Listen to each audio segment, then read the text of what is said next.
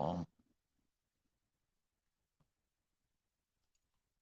I wanted to look at an example that I came across, and then the thought of whatever was being read that I was reading, to use it as an example, using his literal word for the example in Job.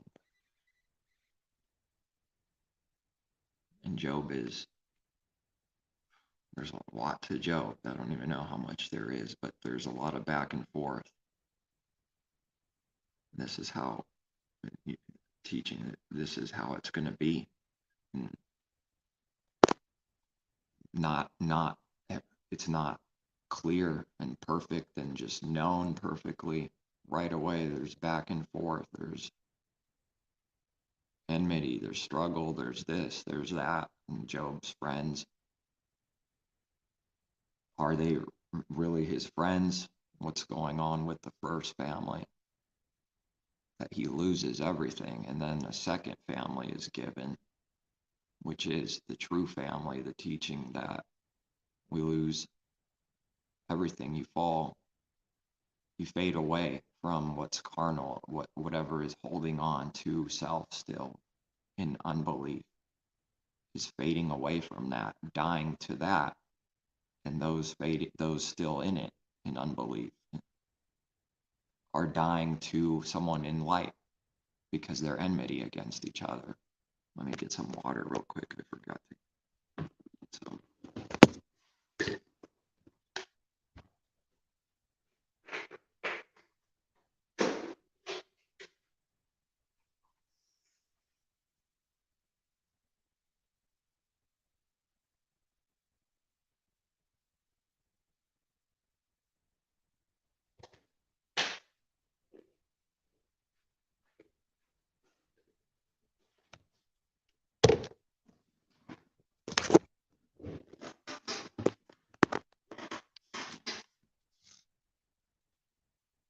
And what about Job? Is he literally perfect? Is he what's happening with him? Because there's back and forth going on, and a lot of what we're reading is the words and thoughts coming from the person. And I see that it's important to see and discern exactly that, and being careful not to mix anything up because it's just too easy to do. And not that I see everything in Job and understand it perfectly. Far from it, I would say, probably pretty far. Hopefully, whatever is not seen or known and understood is continually given. That's our belief. But Job, it's contradicting what we're reading throughout Job. Job's doing, and his friends, they're doing contradicting things. Because Job is saying one thing, fighting. It's a war back and forth with the father and, well, his so-called friends, his wife. Curse Elohim and die is their instruction. How hard is that? What you think your friends are. If they see any struggle, they'll be greatly offended. Do they like what they see? They see Job struggling, and judgment's on Job, as it must be for all believers from the Father, judgment. What do they do to him? They're offended, do evil, they condemn him. And Job's going back and forth.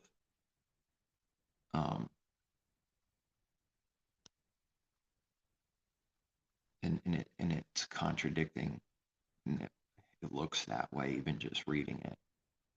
Dealing with hypocrisy, saying things about the Father and his righteousness, his judgment, but then also saying that he's been wronged by the Father and Elohim has wronged him, and quite a few other things. So what's happening here is reality. It's what it's going to be like, as I can see that's how it's been, and that increases.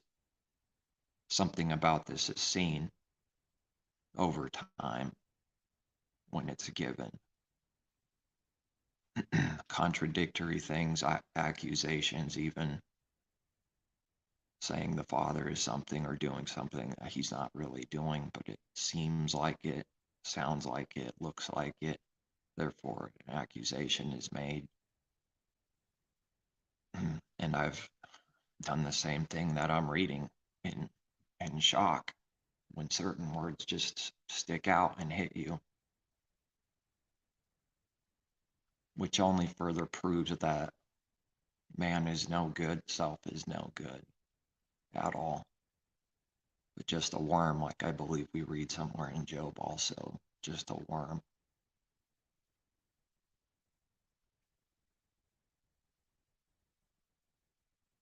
And there's a lot to understand. There's a lot to understand just in Job. And what do they say out there for some of its meaning? What do they believe Job is literally perfect? What is people's understanding? What does Job mean to them? They're just spitting out empty words. Cannot see any of his word applying to self. I remember going to it was a church that I was invited to, people I knew growing up in a denomination, a certain one. There's many. And it was already I was already fading away from that and going less and less at the time until just don't anymore, because there's no truth in it. But I was invited,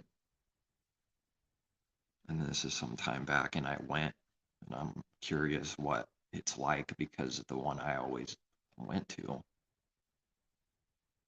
was more like, I guess, what they would call traditional.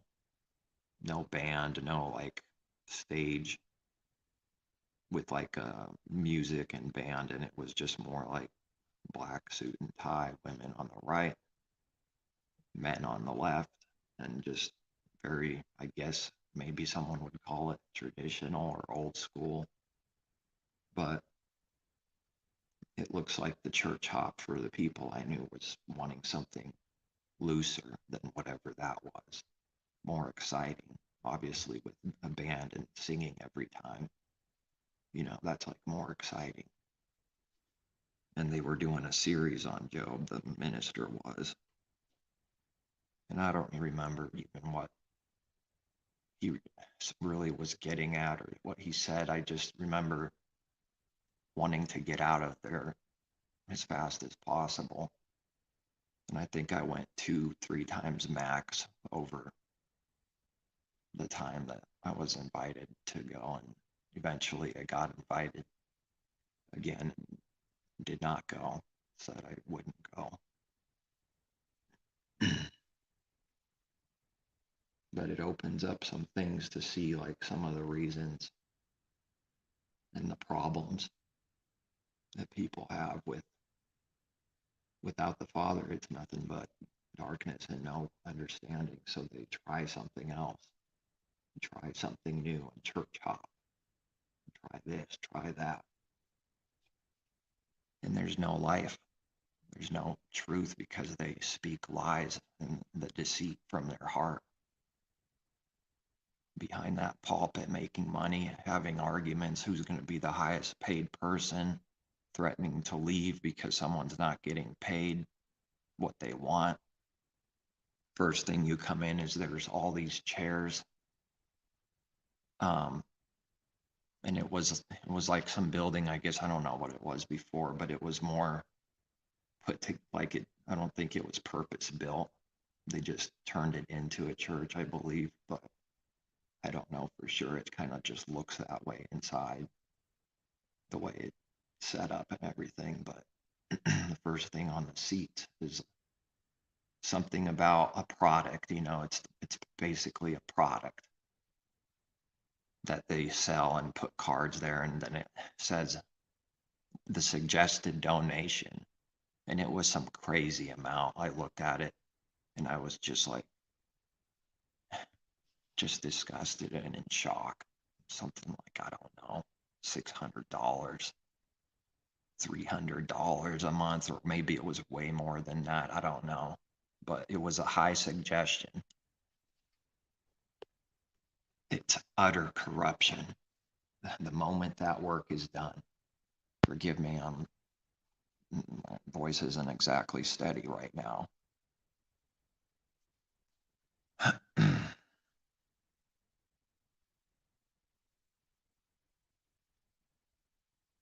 Well, that just reminds me of being sorry or something for no reason, when not needing to be. So that's false then. Needing to be sorry only if an evil is being done in the heart, but not for no reason. That is the sin. Being sorry when someone didn't do anything in that moment, to say they're sorry, is actually evil. I remember, I don't know when it was, not that long ago, doing a video on it. Maybe it was just a couple videos ago, or a few, I don't remember, but recently. It's just easy to do that. See, that just slipped.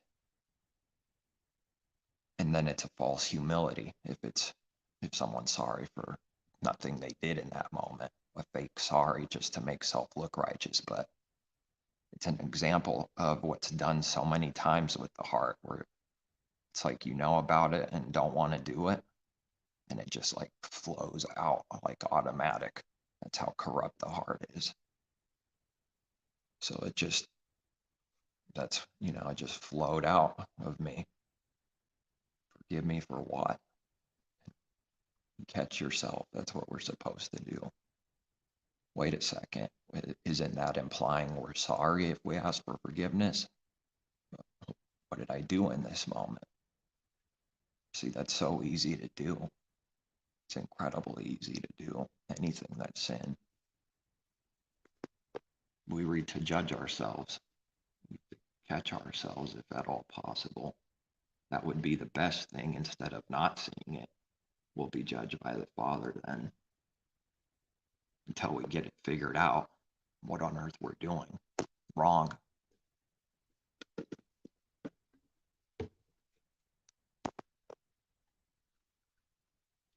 So there's a lot of struggle, enmity I see through Job. Working it out, wrestling with the Father, like Jacob wrestles with the Father. All of Jacob, all of spiritual Israel will wrestle, say evil things, false accusations, not speaking out of clarity and truth about something, and you just spit out evil. And I don't know how many times I've done that. Too many. It would be nice to never do it again perfectly, never again, not even once. Somehow needing to want that, and also not let pride creep in and say, I will never do such and such again. That's a narrow way to live right in between those two things, right splitting down the middle, the bone and marrow, soul versus spirit, flesh versus spirit, which is what his word does. It rightly divides right down the finest. It has to be perfect, or else it's going to cut what shouldn't be cut. It's going to mess it up. You need to separate soul from spirit, flesh from spirit, and bone from marrow. Is a fine line to walk his way on any given truth. It's a fine line to want to do what's right, and yet not say, I will never do it again. I will never fail in such and such again, in pride. Yes, we will. Everyone will, just for saying that, if it was done in pride. Now, those words can be said, and it was pride. And you can say the similar words, and it's not out of pride. What's the proof? Something invisible. Something invisible. So there is no proof to this world. There is no proof. That's the point. Someone has to actually care about doing what's right and doing the Father's will. That care has to be there because there's no reward from the world. They'll punish you for doing good, just like they punished Messiah for doing good. Put someone in prison for not doing evil, for not doing evil. It's insane. Nothing's harder than that. It's right at the top. I don't see many things that are harder than that, is being accused of something you didn't do and what, condemned to death. That's heavy. That's the heaviest thing I can think of for what that is, that sin that is, but it can be greater. The Father knows how to bring out testing and make it greater, to bring out more corruption in the heart that needs to be revealed within self. Bring out more sin that was always there that we never saw, to come out of and acknowledge that and see, which only further destroys pride. If indeed someone is believing, that's going to humble someone, that's going to cause enmity. It's going to cause a wrestling, wrath even, of wanting to get to that other side, if you will, of Job, where we're in agreement and not enmity against the Father, and saying evil things, hating his way, hating and saying this is ridiculous, this is evil, this is not fair. It's all the wrestling that happens here, and that's what I'm seeing in Job. So often in Job, it's happening. Then there needs to be discernment between what man is saying and what's coming out of his heart versus the Father's word teaching something. Now, where's the system for that? There is no system. There is nothing you just can apply, and it's always like that every time. Job is saying things that are not right, along with things that are right about who the Father is. Both are happening. That's not the answer that man wants. He doesn't understand that. Carnal man does not understand that because they already believe they're perfect. They can't have any evidence for an image that they're in sin. They can't leave an image that's sin, meaning looking like sin only. Not caring about what sin is, but looking like sin can't be done. So they're forced to come up with their own way and lie and laws and system. And through it, they're trapped. They have actually become utter fools, taken by Jehovah, taken by the Almighty, utterly.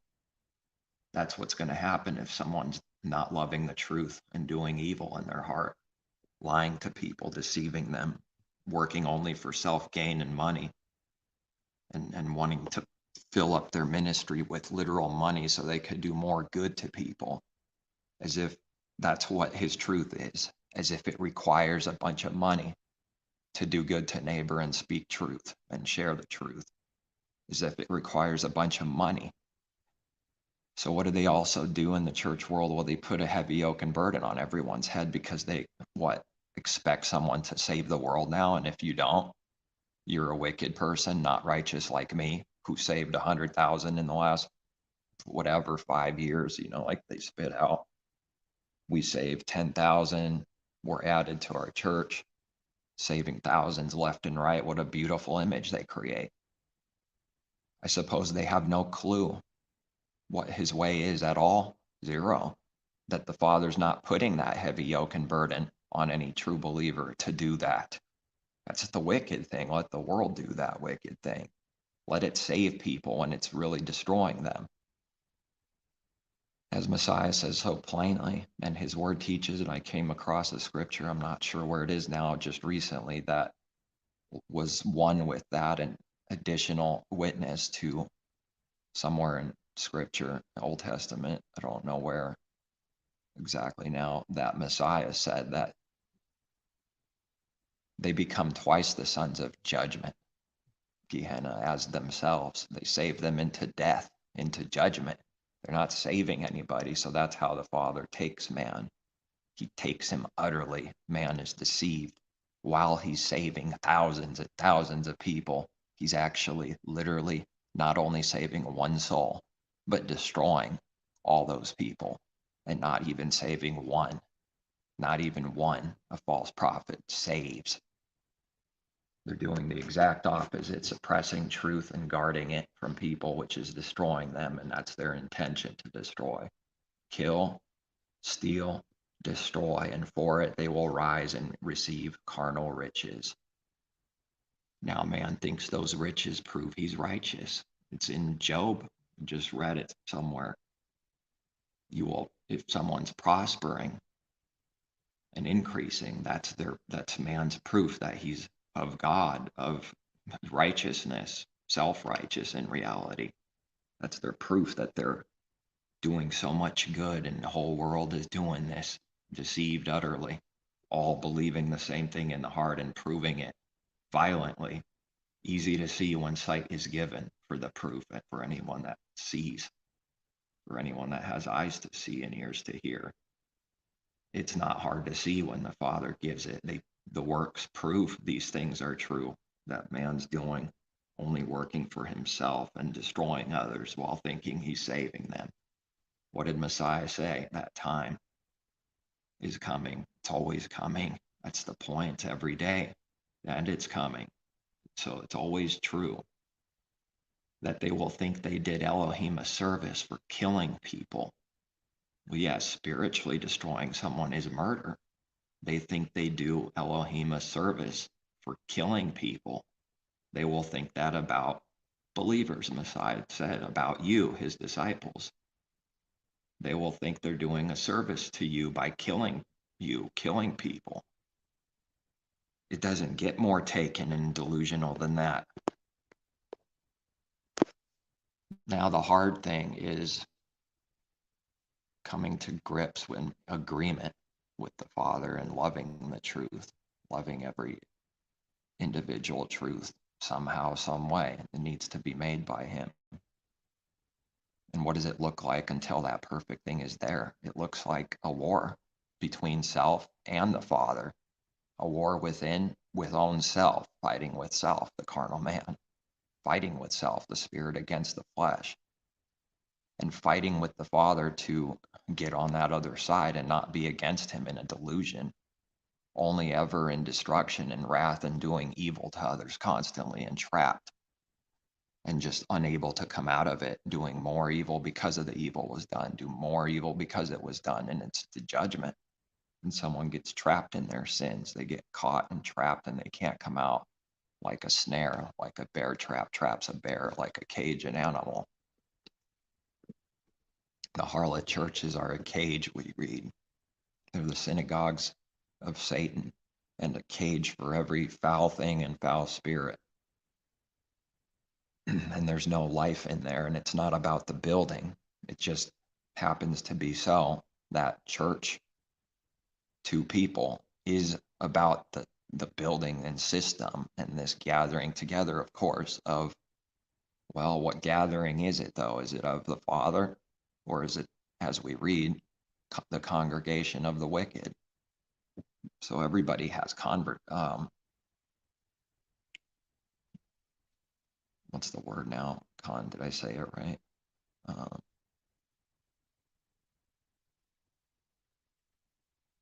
Congregation. Congregation, we read somewhere, of the wicked. So there's a body, and these bodies are all divided. And Satan is against Satan. And if there's a true thing, the enemy is masquerading it. He's masquerading the image of the true. There is a body of Messiah. There is a true way. There is his way that's existing and through those that believe in this world, a few. But then the masquerade copies that image and it creates a body of people. And it's in the heart, far from him, teaching nothing but lies and blasphemy and nothing but death and destruction in there, not doing anything good for anyone, but the exact opposite. It's got to be doing something. It can't sit there and do nothing. That's the Father. That's an abomination to the Father. That something sits in the middle, hides from everything, and does nothing to the left or right. Everyone's moving, and everyone's moving either closer towards him or further away from him, and they're destroying people in there. That's why we read, "Come out of her, my people." It's temple prostitute spiritually, and it's a wicked work in the heart. It's zero care for people, zero. If someone's continually lying to someone, that is zero love. It's no love, no matter how much they make it look like it is. They do make it look like it's real love. They do make it look like they love the Father's truth. Well, even a serial killer makes himself look blended in with everyone else, and no one would suspect him in some store about to gun people down. That's that picture, that's the image, that's the masquerade, the sheepskin over the wolf to make itself look like whatever it needs to blend in any given situation. And that's always changing. The Father makes them change and makes they sin even more for changing. There's something one minute, and next minute they were green. Last minute they were green, and now they're camouflaging into red. 5 minutes later, a day later, and that's even more sin to do that. Just being his judgments utterly take everyone, and they're trapped no matter what they choose. Apart from belief, they have to choose evil. Then they're forced to believe they chose a lesser evil, and now they're righteous. Heavy is the head that wears the crown. For this reason the world speaks. They don't know what king and crown means. It only sees the carnal, the natural, what everyone already believes a king is in the heart, what everyone already believes of self, that of self-righteousness, that self makes self and is righteous of self because of whatever someone tells themselves. Therefore, it's true because they say so. How diseased and sick this world is beyond stunning. It is horrible, and nothing. It's filled with nothing but hypocrisy. These hypocrisies not being overcome by those that don't believe in the true Father and through the Messiah, and not another, and a false gospel and false Father and false Messiah. There's no way given to overcome any of these things and hypocrisy outside of his way. The heart literally is getting worse instead of better, and someone's thinking they're getting wiser in their own minds, stronger and mightier through pride, and they're getting worse. Now the cover has to be stronger for getting worse. Someone has to masquerade even stronger in all slavery and debt in a prison to cover their heart that's getting worse, getting further away from him, far from him, the heart is. But the mouth is there. They worship me, they honor me with their me with their lips, with their mouth. They do that. They do that. That's the easiest thing to do in the world, is masquerade and just say the words.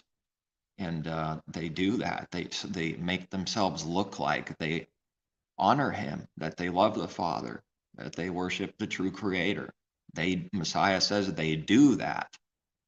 They're not doing, they do that.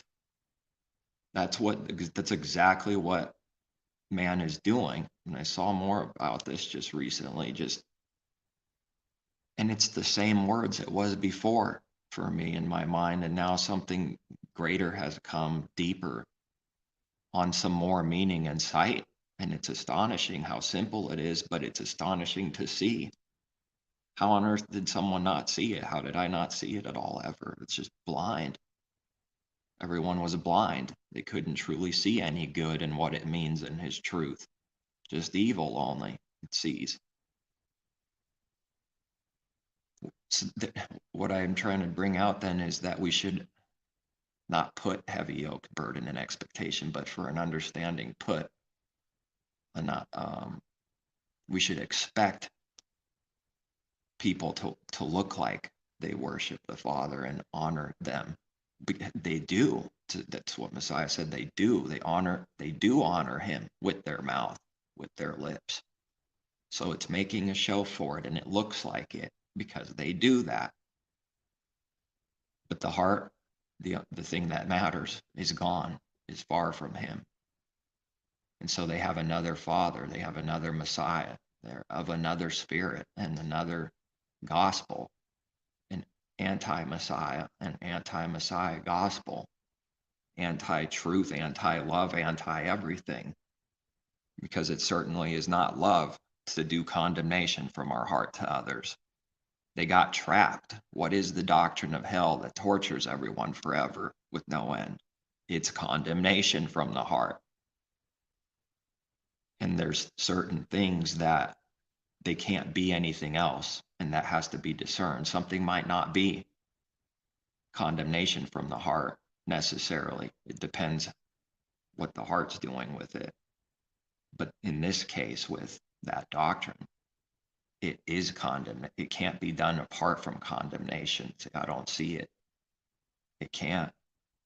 If someone believes this specific thing in their heart forever, it's condemning the whole world with its heart for real, because what that is and the evil that is and the lie that is, not truth, is condemnation because of the evil that it is, that it always is. It's burning people alive forever, torturing the enemy constantly with no end. It's so incredibly brutal, beyond comprehension. So then there's no way to believe that for real in the heart and not be condemning others constantly.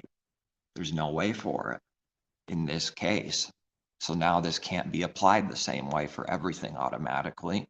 It needs to be discerned whether something that is always that, or it could be this or that. Something could be good or evil, depending on what the heart's intention is. Someone can say something, some words, and it's evil, and another says the same and it's good, because of why the person said it and why and what they did from their heart. But in this case, it's not so with this, because what hell is monstrously evil, always. And now not playing tricks and deceptions like man loves to do. This is assuming that that's what hell is always, and not playing secret games in the dark and deceiving others. Speaking of that and sticking with that and what it means, and comparing something to that, and not change and move and make hell into something else, change and compare it to something else to try to escape the truth, to justify the lie and evil and make someone's self look good because they're getting exposed by the light. Now they have to do something that to try to go around it and make themselves look good through making you look evil, which is condemning. It's a condemnation. It's a condemning work to purposely try to make someone look evil. That work, to purposely do that, is out of all cowardly fear, and it's acting as an attack and a defense at the same time for their lies, for anybody's lies. We can't be doing this ourselves. That's the very thing to overcome. So when that's the heart's intention to do that, to make someone else look evil, that can't be done without doing evil to the person. The conceived wickedness in the heart says, I need to now make him look evil, and now proceed to do works that prove that they have to do evil to the person now with their heart. It has to, and that's protecting itself in its own mind. Because trashing someone rises them up, and that contrast they create falsely. That's their definition of light. That's man's definition of light and righteousness, by doing wickedness to someone and lowering them. That's what the definition is to them in their heart. That's why man's doing this. That's why everyone has done this and will do it still until we're perfected, and hopefully less and less. But that doesn't sound good, does it? A believer doing some kind of sin? That's the only way it's brought out, so that we learn what it is and see the negative, evil thing for judgment, to see that death is no good, to be in agreement with the Father that sin is not good.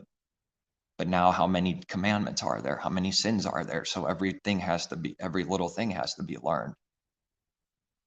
And we might be greater and stronger in one thing than another. And maybe that other thing maybe needs to catch up a little bit. And someone else might be greater in one thing over another believer. concerning some kind of understanding and doing it. They might be doing it better than another believer at the time. And through all this, somehow he balances all things to where there's no pride that's allowed to stand. There's no boasting allowed. It will humble the one that did a prideful thing. So if I did something prideful now, there's ways the Father proves and can prove that that was utterly foolish and blind and put you in your place, put me in my place. That's what he'll do. But a world that never sees anything, they're not looking at it. They don't want to see that even though their heart's not being humbled and doing that true work, humble. The Father knows how to humble the wicked. Now that's a different understanding than the heart actually becoming humble and getting humble. As a believer needs to be and do, is to actually be humble, to do that actual work from the heart, which is not saying I'm humble, which is not looking like humble on purpose so that someone sells that they're humble, so that they sell that belief for someone else to believe. If that's what someone's intention is, they don't know what humble is and have not done that work. Never. Not to say never literally for anyone, because who knows who might believe, but that's not the point. If someone only did something to look like humble, they don't know what it means. If someone only did something to look like they are giving and freely giving, they don't know what freely giving means, nor have they ever done it, because that's not what freely giving is just an image. There is no wisdom, there's no depth. And if someone's cover is seen through, it's a very thin cover, and their cover is blown through the light, seeing right through it, then someone gets nervous and afraid that their cover is blown, and they'll do more evil to you. As they've done to me, they'll do even more evil. If they get afraid, it's a cowardly fear. It has all confidence, strength, and pride in that thin cover, covering all its nakedness, the sins. Now, where was it that I read actually? Adam somewhere in Job.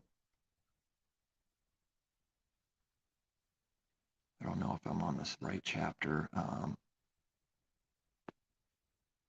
Let's see. I might have to search it. It's a connection, spiritual, comparing spiritual with spiritual, connecting his word back and forth. Job, to connect it to Genesis, connect that to Revelation, connect Exodus to Genesis, connect seemingly limitless, his truth and the depth of his word and all the good things that are and can be done that come from him. Seemingly no limit. I might have to see that I wanted to do this one to look at a word here in verse 14. But now I want to find, how do I just search in one specific book?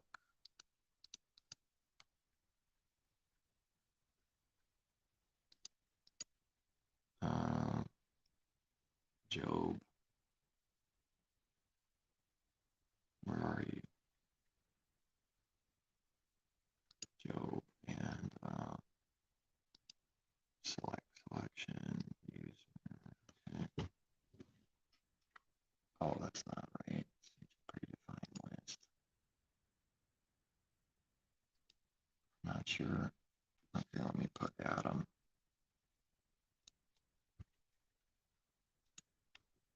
Job 36 on that one.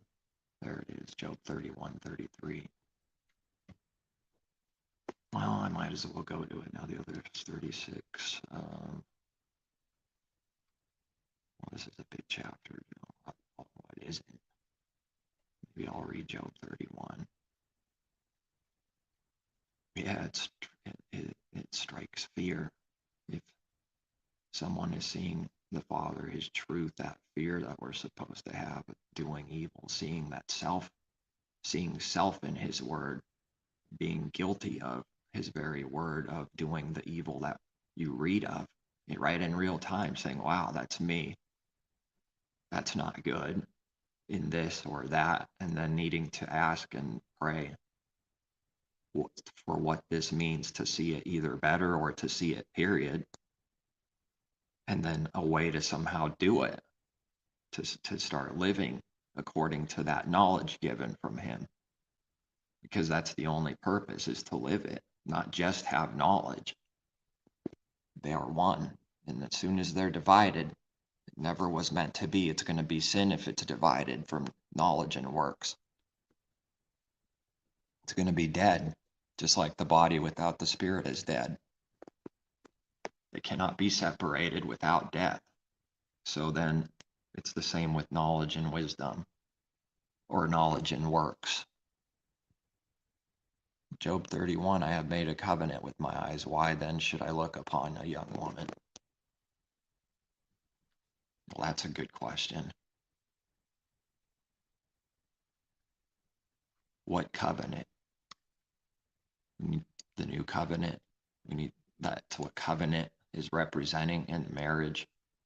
The covenant with the Father, with Messiah, the wedding, the feast. Invited to the wedding for the coming wedding day, which is now and is to come, but it's not fully come. There is a wedding day to come. There is a day of Messiah, like we read the day of Yehoshua, Messiah, that every believer believes, must believe, learn to believe, and believes truly. Is that there's a day that's coming, and it doesn't matter what time it is we're in this age. It doesn't matter what year it literally is. It matters whether someone finished the race and did what was right and overcame sin and evil and death, and to be perfected, because the next waking moment is going to be that day. And there's no time. There's no time in sleep. So then now is the time. Now is the time to be judged. And with the lake of fire judgment, cleaning and burning out all the wickedness in us, as Shadrach, Meshach, Abednego dwelled in the each abiding fire and burnings, and yet we're not utterly consumed. Isn't that offensive too? Is there not anything in his word that isn't backwards, offensive, contradicting to the carnal mind? And I'm seeing no. And more, I am seeing that it's with all his word, and seeing more on how with proof. But first it was so small, and not seeing how, or the proof in our mind, how it's so with everyone and everything at any time. So it grows even more so. So to never think it's finished in any given truth. For what is the allotment of Elohim from above, and the inheritance of the Almighty from on high? What is the allotment and the inheritance? Is it not destruction? For the wicked, they have their reward, Messiah said. That's the reward for doing evil, or to want to be a king in this world now, and wanting everything now, with no faith in anything to come, therefore desperately need more things from this world now, because time's running out. So it's in the world and of it, and it's got its mind only on worldly things continually, and carnal things. It's in destruction and delusion. None of these things are benefiting truly at all for someone in unbelief. It's all vanity. Is it not destruction of the wicked, and disaster for the works of iniquity? That's the wide gateway. Is it not that? His inheritance, it's a mockery through the evil inheritance. It's an inheritance, but it's all evil. It's all no good. It's all death. It's all darkness, and that's the reward. Someone wants to be a king now, they'll have it. They got it. But they need to know that this is their reward. Right now, that's as good as it gets today, and it won't get better tomorrow. This is their reward. Is that what someone wants? It'll get worse tomorrow. It'll be worse next year.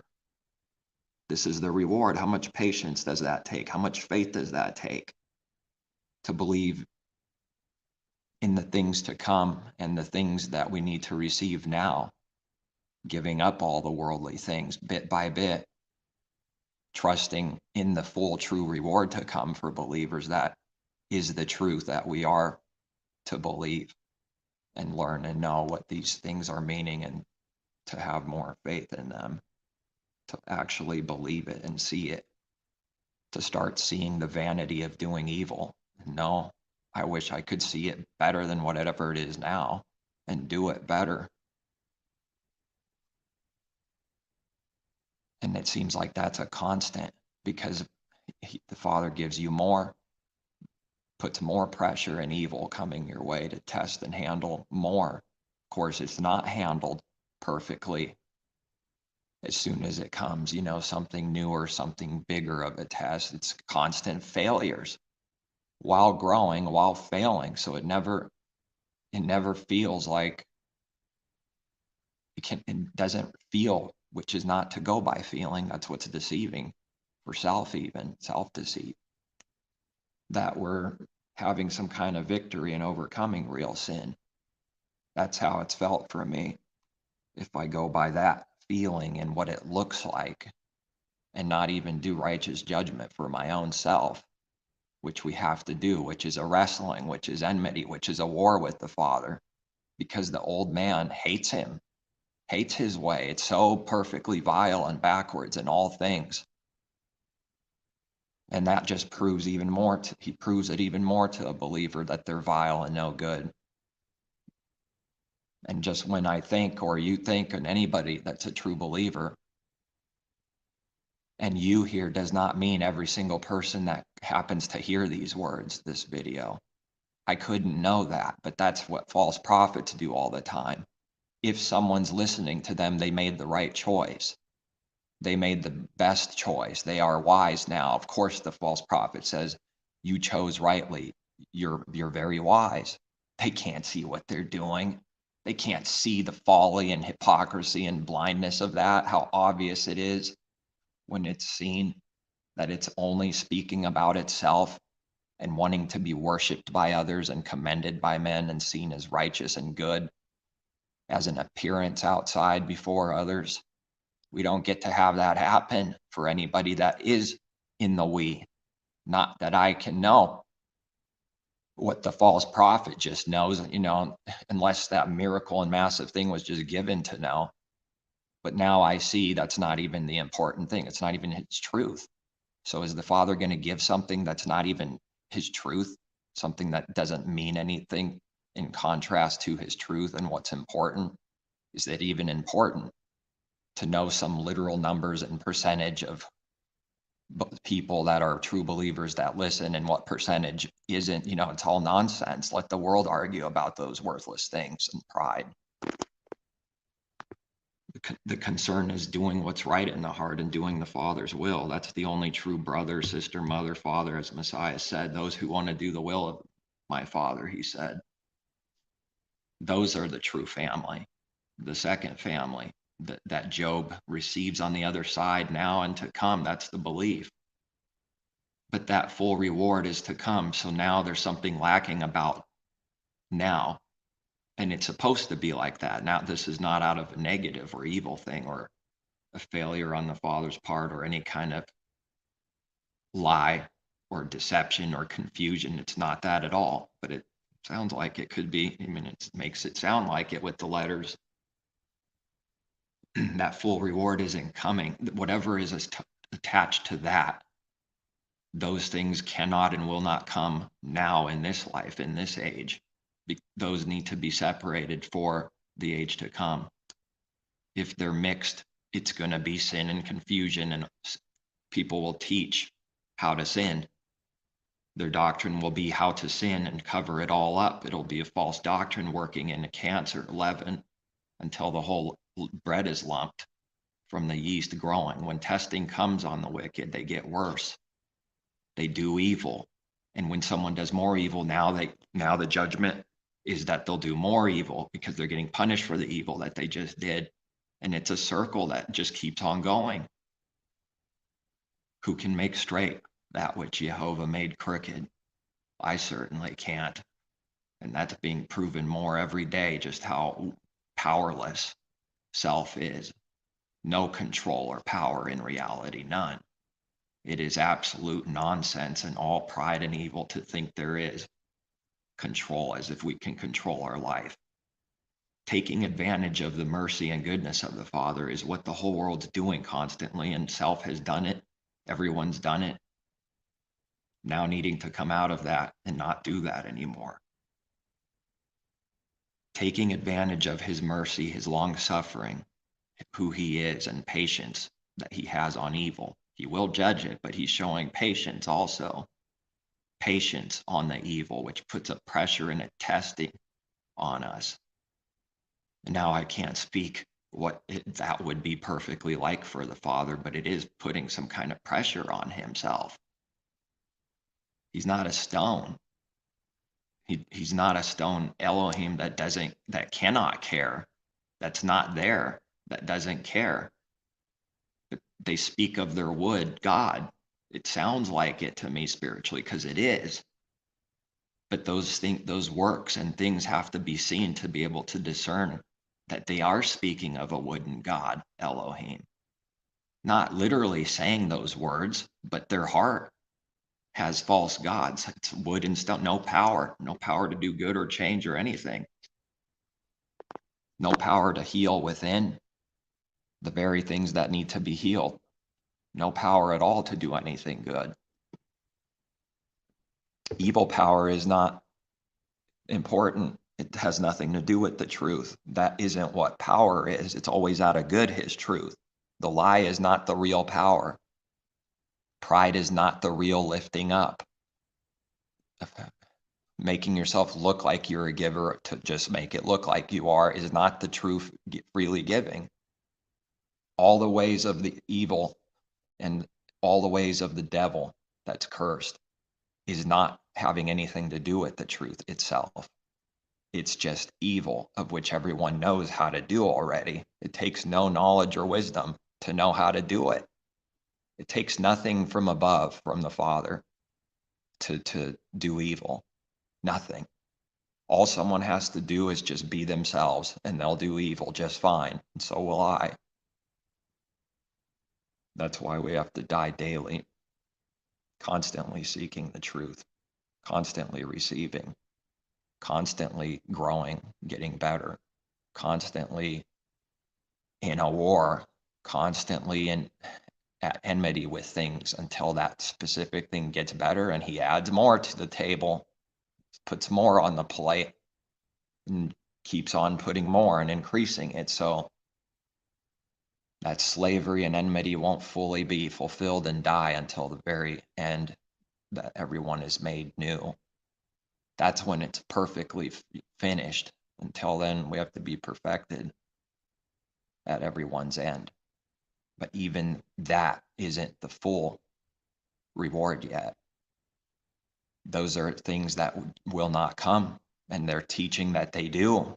In people's hearts, it's teaching to see the kingdom. Look here, look there. Take comfort, soul. You have done well in your life. You're good for many years from your riches. And then the Father says, fool, tonight I require your life. Who will these things go to then? The truth is they'll go to believers. And now I'm not speaking of carnal possessions. Neither was Messiah speaking of that. That's not the understanding of his parable. That I can receive someone else's house. That's not the heart. That's not the meaning. Does the Father do things like that? How would I know for any individual what and when it's right, if something's wrong, if it's, those are the things that's like getting in other people's business that we're not supposed to do, which will make it sound like someone doesn't care, which is not what that means, which makes it sound like, oh, that's brutal and cold, no love. No, being wicked and wanting to sniff someone out and find out everything about their life is never was the true love. That is the evil. Not doing that is the true love. So backwards. It's incredible how backwards the heart is. They have to make themselves look like they care. They have to in slavery. Then you do works that make it look like you care. What happens when a believer is overcoming some of these things and not doing that anymore, and not working like that with intent, and actually doing the good and ceasing that? It'll make it look like you don't care, because that's what actual security and good looks like. It's living what everyone's pretending to live, which is, I don't care what anyone thinks of me. Liar.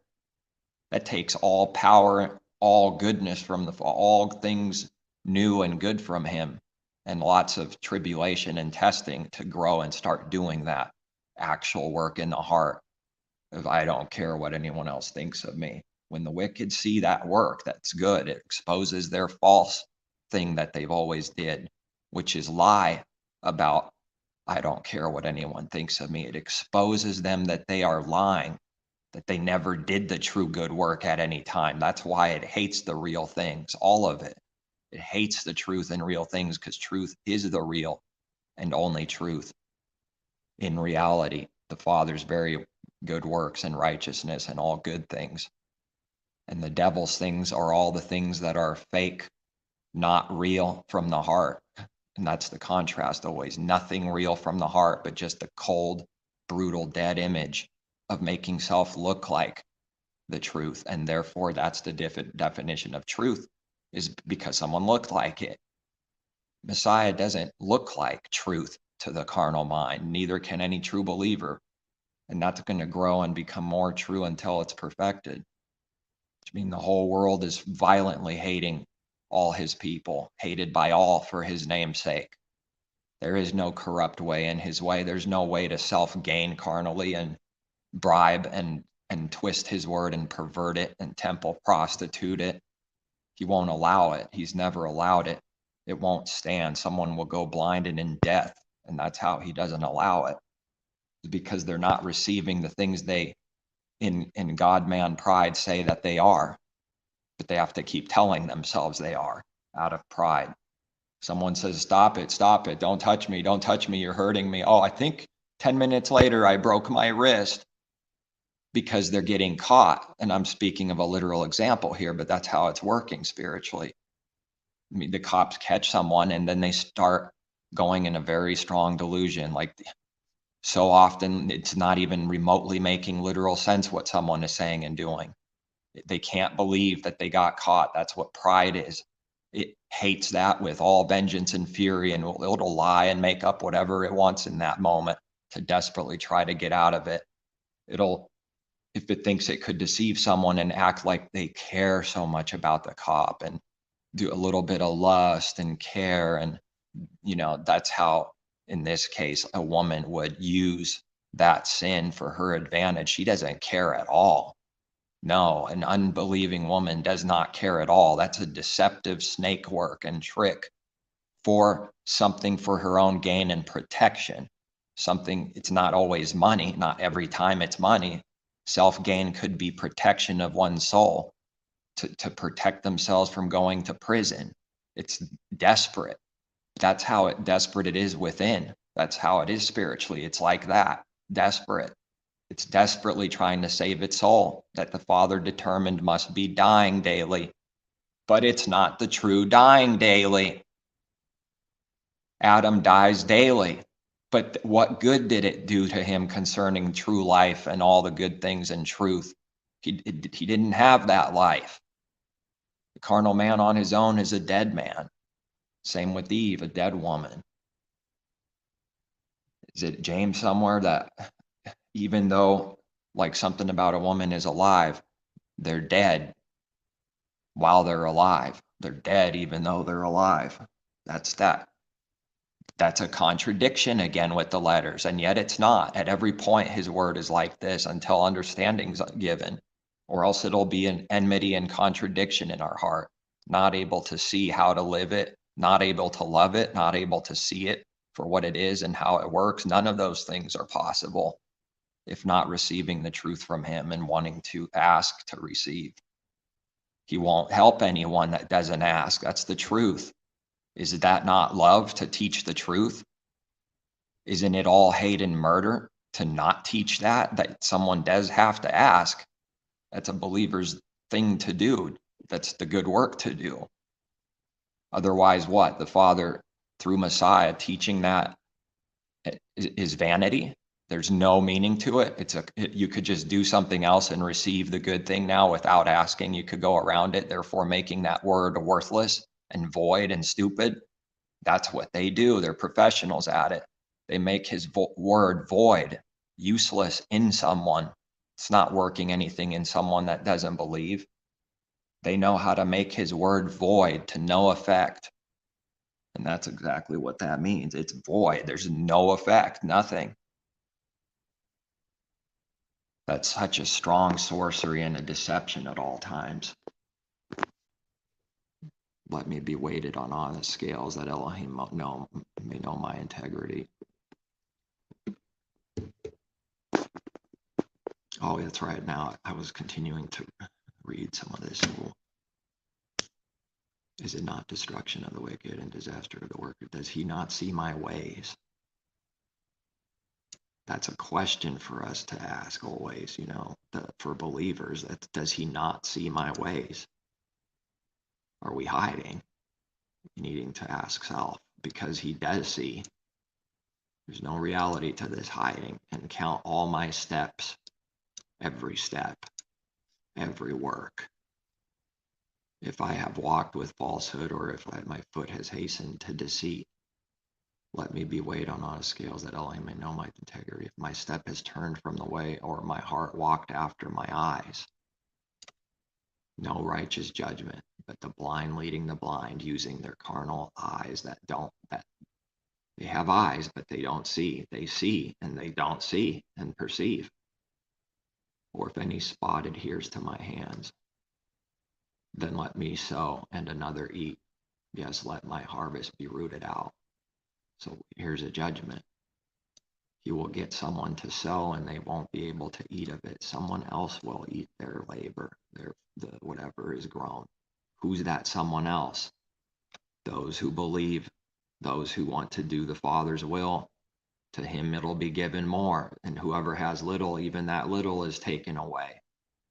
They'll only work so that it can be taken away and given to someone else. They're being plundered. The Father's plundering someone's soul and robbing them. Yes, through a judgment, because they rob others, and that's going to be given to the one that has. More is given to the one that has the most for doing something with it, growing in it. That's what it's a work of a servant, to do the Father's will, to be a servant, to multiply the work given. And then more will be given if we're multiplying it. Start with a little and then go according to each one's ability is what he does. But the one that has little and a crooked heart, it's taken from them, and now they have nothing. And Messiah is using an example of interest, not teaching that interest is something good or evil here. That's not the point. Well, the way the world uses it, there's a lot of evil going on with that, but that's not it right now that I don't want to, that I'm bringing up. It's not about whether that's evil. He's using an example. At least put it to the bank or whatever to give it to someone else, that it can at least collect interest on it instead of burying it. That's being spoken. Messiah is teaching that to contrast how bad the little and the heart doing nothing with it is. It's to bring out how bad to do nothing with the little is, by saying give it to something else, a bank or whatever, however we read it exactly, that it may make interest and have some kind of increase. He's not teaching to do interest. That's not the point of the parable of those words there. But how would we know any given thing unless it's given in his word? Where does the authority and understanding come from? Self? Definitely not self, but that's what someone will do. Apart from the Father, they will just always speak their own heart, deceitful heart, and their own understanding only. Therefore, teaching lies and teaching people how to sin and justifying it constantly.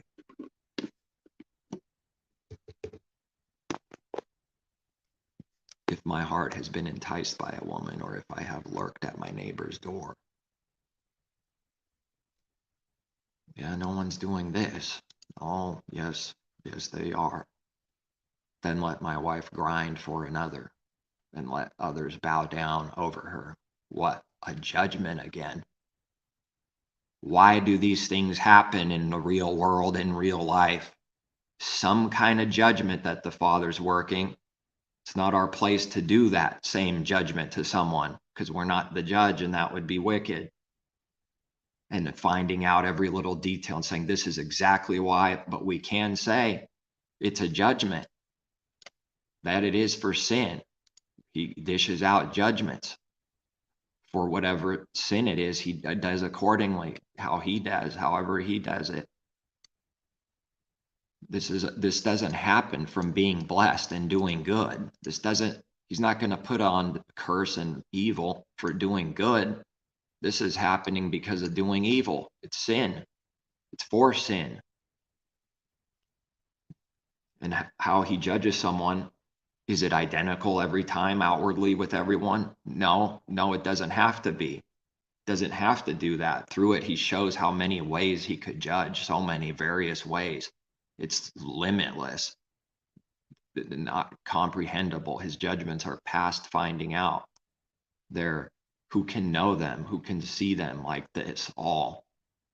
So it's not our part to do that. That's a God-man work. That's a prideful work. And that's separate from doing righteous judgment. It's a separate thing.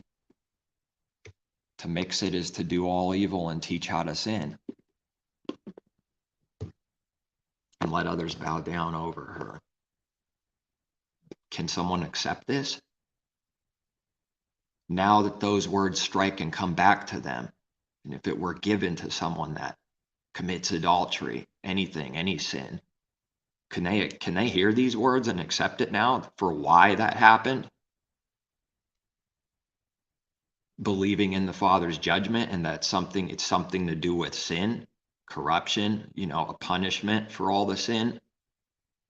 Not only can we say this, we're supposed to be saying that much, because that's his truth constantly through his word, is speaking about his judgments and learning his judgments. That does not mean all of a sudden to be the judge of the earth and knowing every detail perfectly why a certain and then condemning someone and saying that's why I'm God. No, that's to do the opposite of that. That's evil. That's what the world's already doing. They're separate things, and that's how both things can be true. For that would be wickedness. Yes, it would be iniquity deserving of, or there it is, judgment. For that would be a fire that consumes to destruction and would root out all my increase. The axe is laid ready and waiting to chop off the roots and cut the tree down. You read John the Baptist saying these words. It's waiting ready to cut the roots and unroot the tree, the person. Now believers have to be uprooted now, and the new things coming in so that a good tree can grow from it. The old one has to be uprooted first. That's how he's working out this good purpose and good thing for our benefit, for so many benefits, to learn all his truth, to see the importance of it, to see he's true, to see what good is, to see what evil is, and know the difference between the two. That's what man has to learn. He doesn't know the difference between good and evil.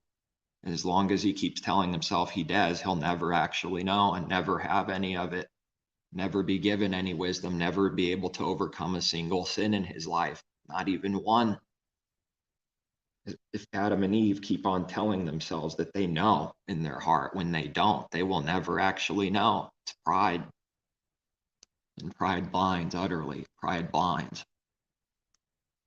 What then shall I do when Elohim rises up, when he punishes? How shall I answer him? Did not he who made me in the womb make them? Did not the same one fashion us in the womb? If I have kept the poor from their desire, those people saving people left and right, what are they really doing? They're making people poor. They're not increasing their riches because someone received some money. It's not doing anything for them. It's not doing anything to give them life. It's not doing anything to change their heart and overcome sin. That power comes from above alone.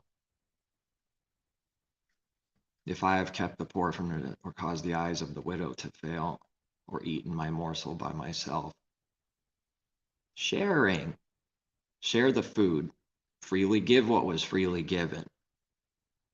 You can eat it yourself, but make sure to be sharing it.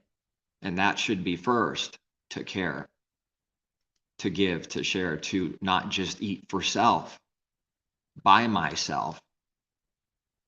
This is a judgment then. Or if eaten my morsel by myself only, so that the fatherless could not eat of it.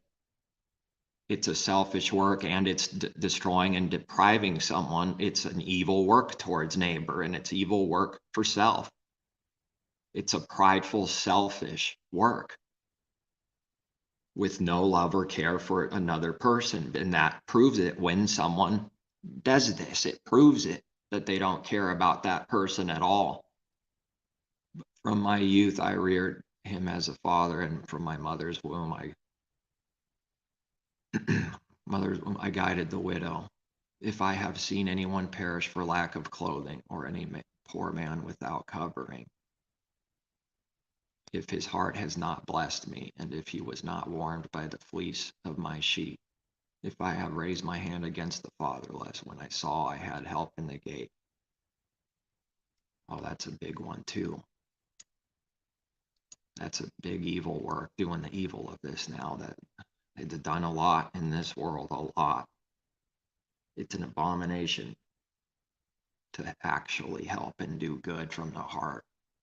It runs before it wants to help someone. It makes itself busy and acts like it's doing something so that it doesn't help someone, because it's an abomination to help someone in the heart of the wicked heart. That's an evil heart.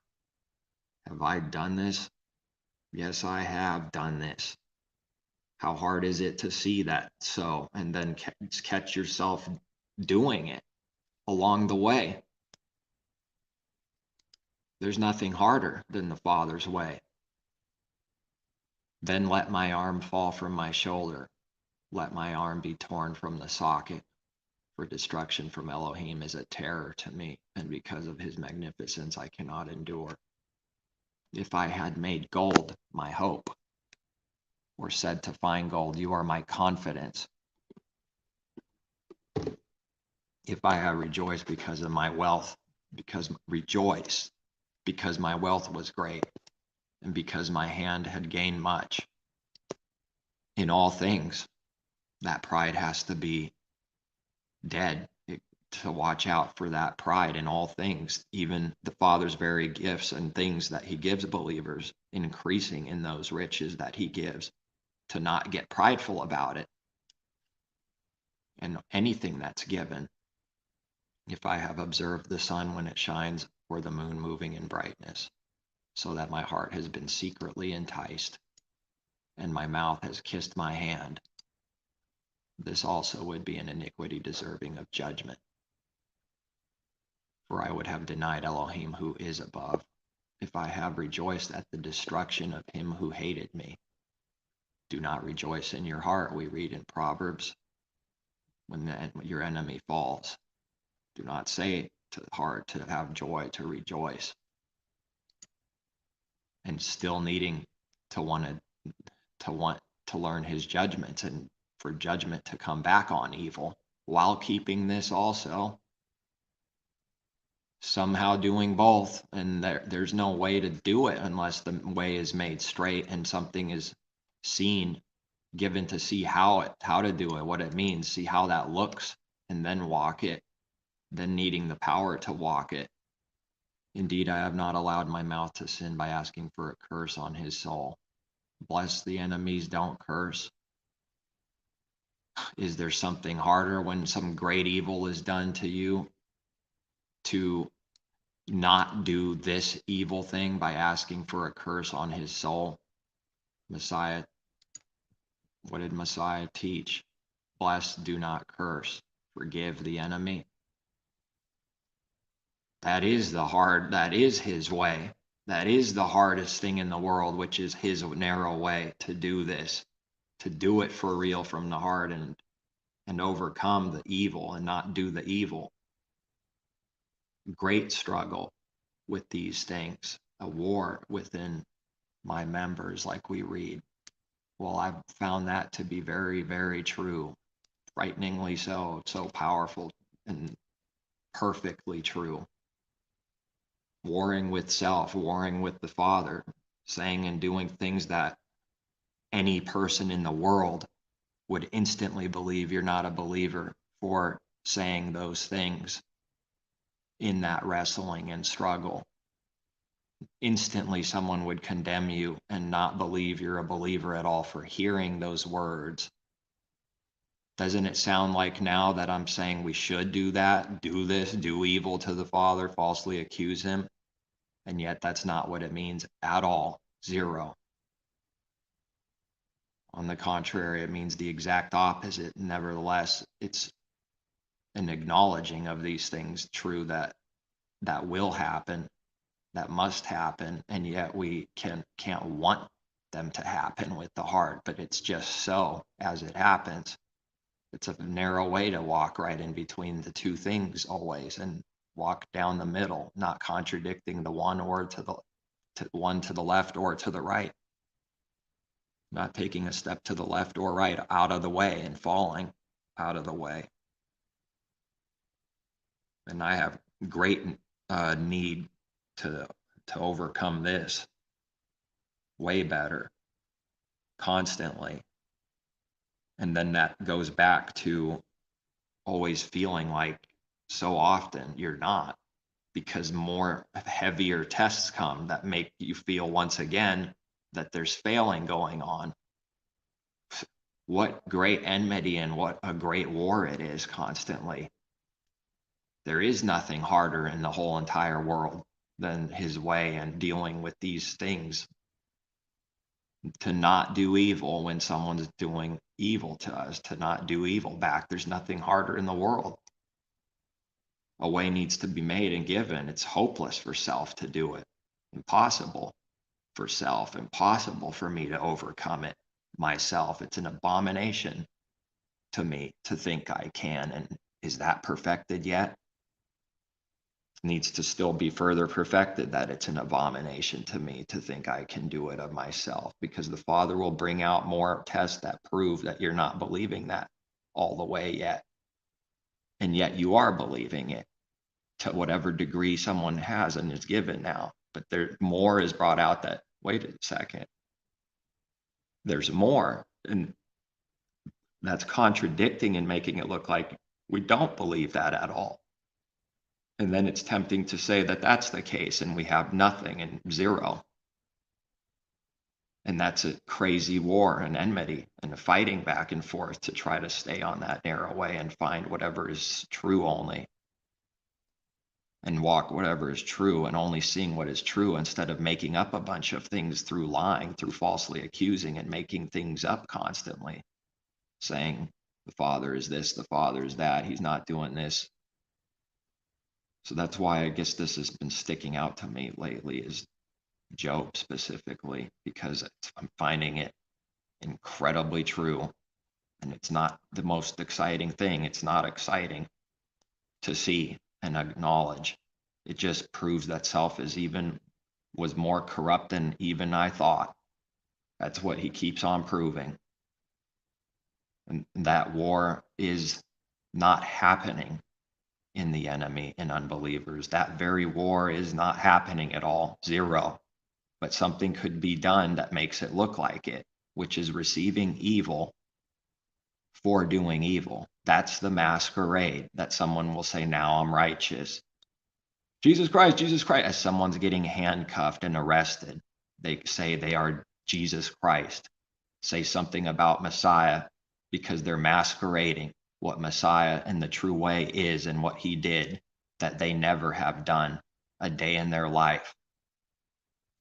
What does that do to the truth? It's a great mockery and blasphemy against truth and makes it look violently evil. No one will believe a believer if these things then were happening and they're true. Of course, not to say to act like a crazy person and say this or that, but the point is that even that's a masquerade, that someone is receiving evil because they're doing evil and in destruction and death for sin and unbelief.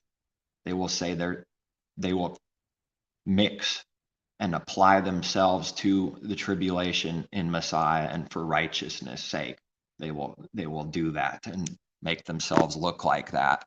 You're taking me to prison because of Jesus Christ. You know, I'm Jesus Christ. And there's people that literally are calling themselves that, and that's not the meaning.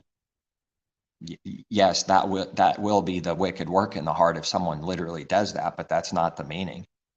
It's not, the understanding is not that there's millions of people saying, I am Jesus, follow me. It's what's happening in the heart that has to be given to see what this means with everything in his word.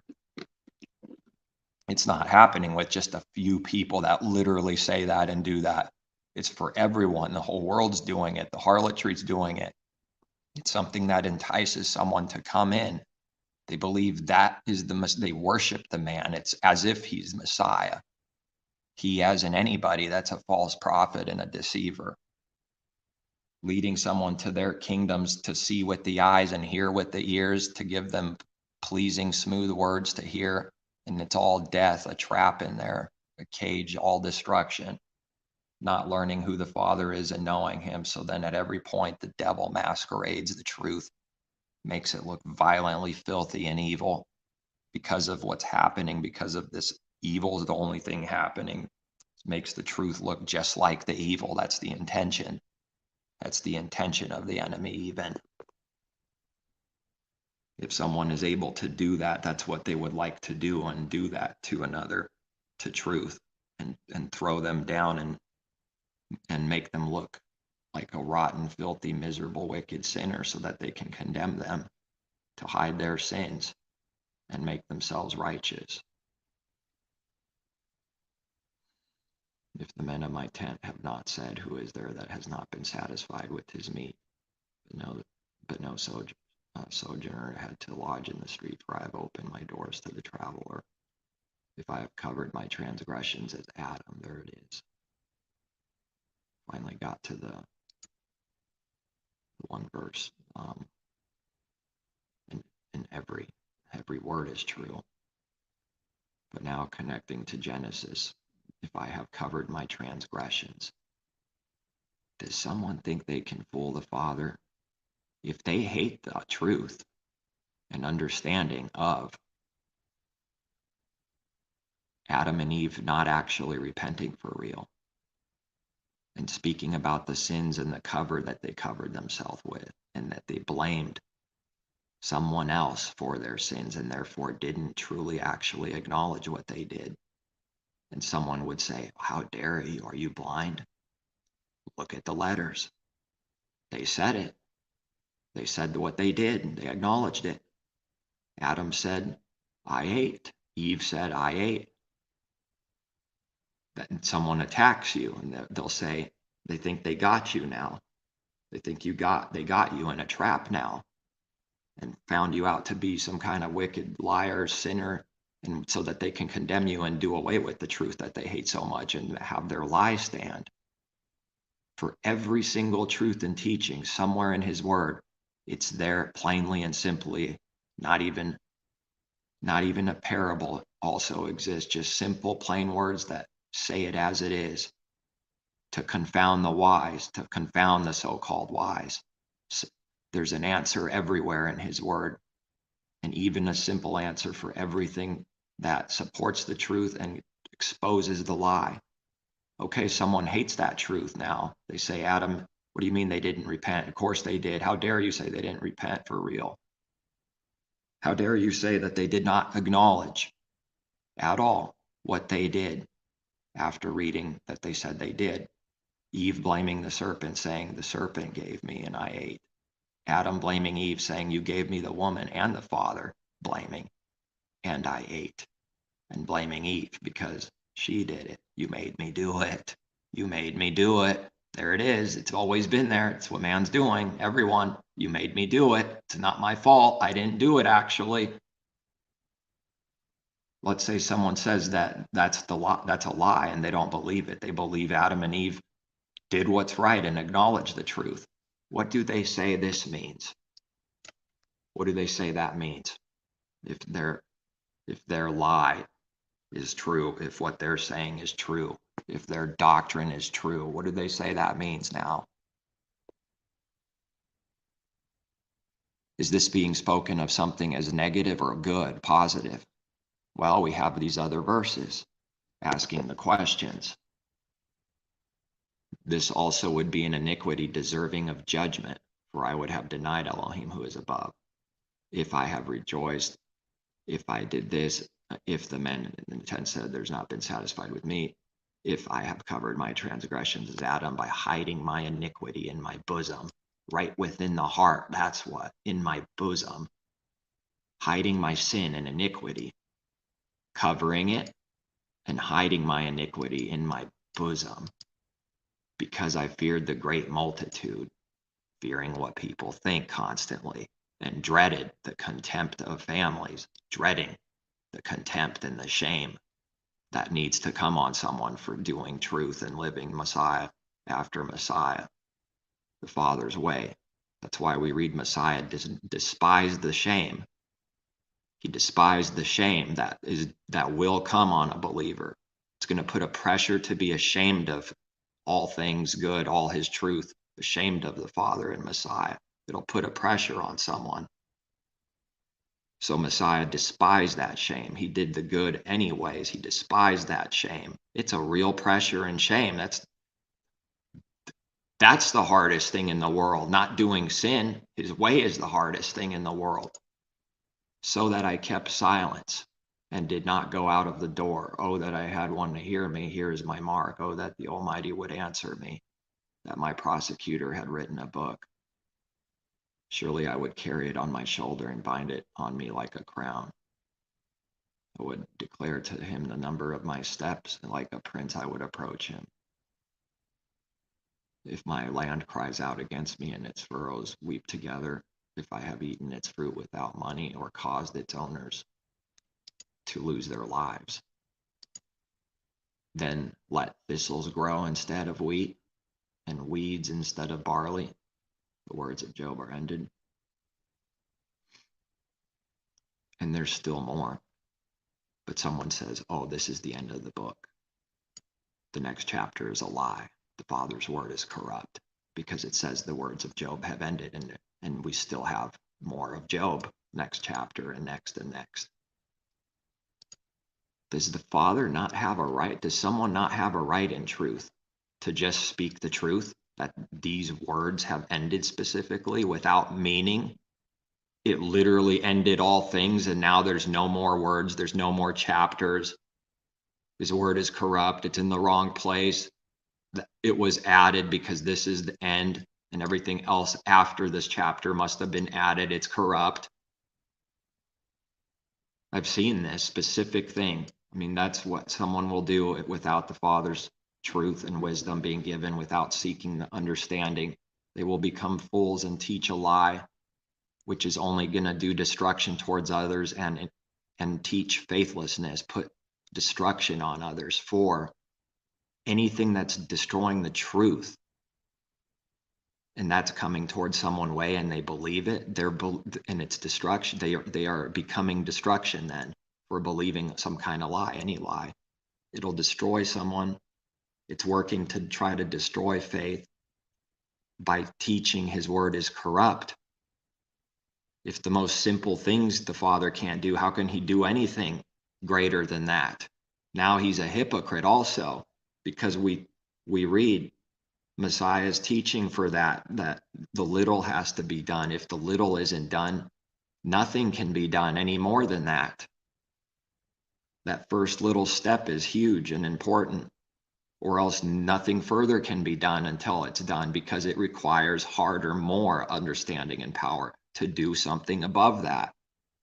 If the smallest thing is never done at any time, there is no more else. Nothing above that will be done. No further step will be taken if the first step isn't taken. Doesn't that make sense, actually?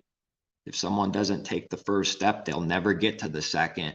Then someone in wrath and enmity says, well, I can't make it. I can't take the first. I can't make it anyways. They're making it come true that they're not going to make it.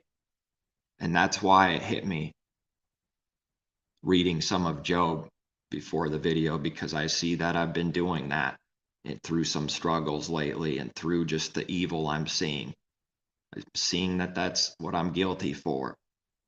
Can't say that I didn't do it ever. That would be a monstrous lie. So then I ask, well, what is that besides the thing that I'm learning to hate, and I'm doing what I hate? Why am I doing what I hate?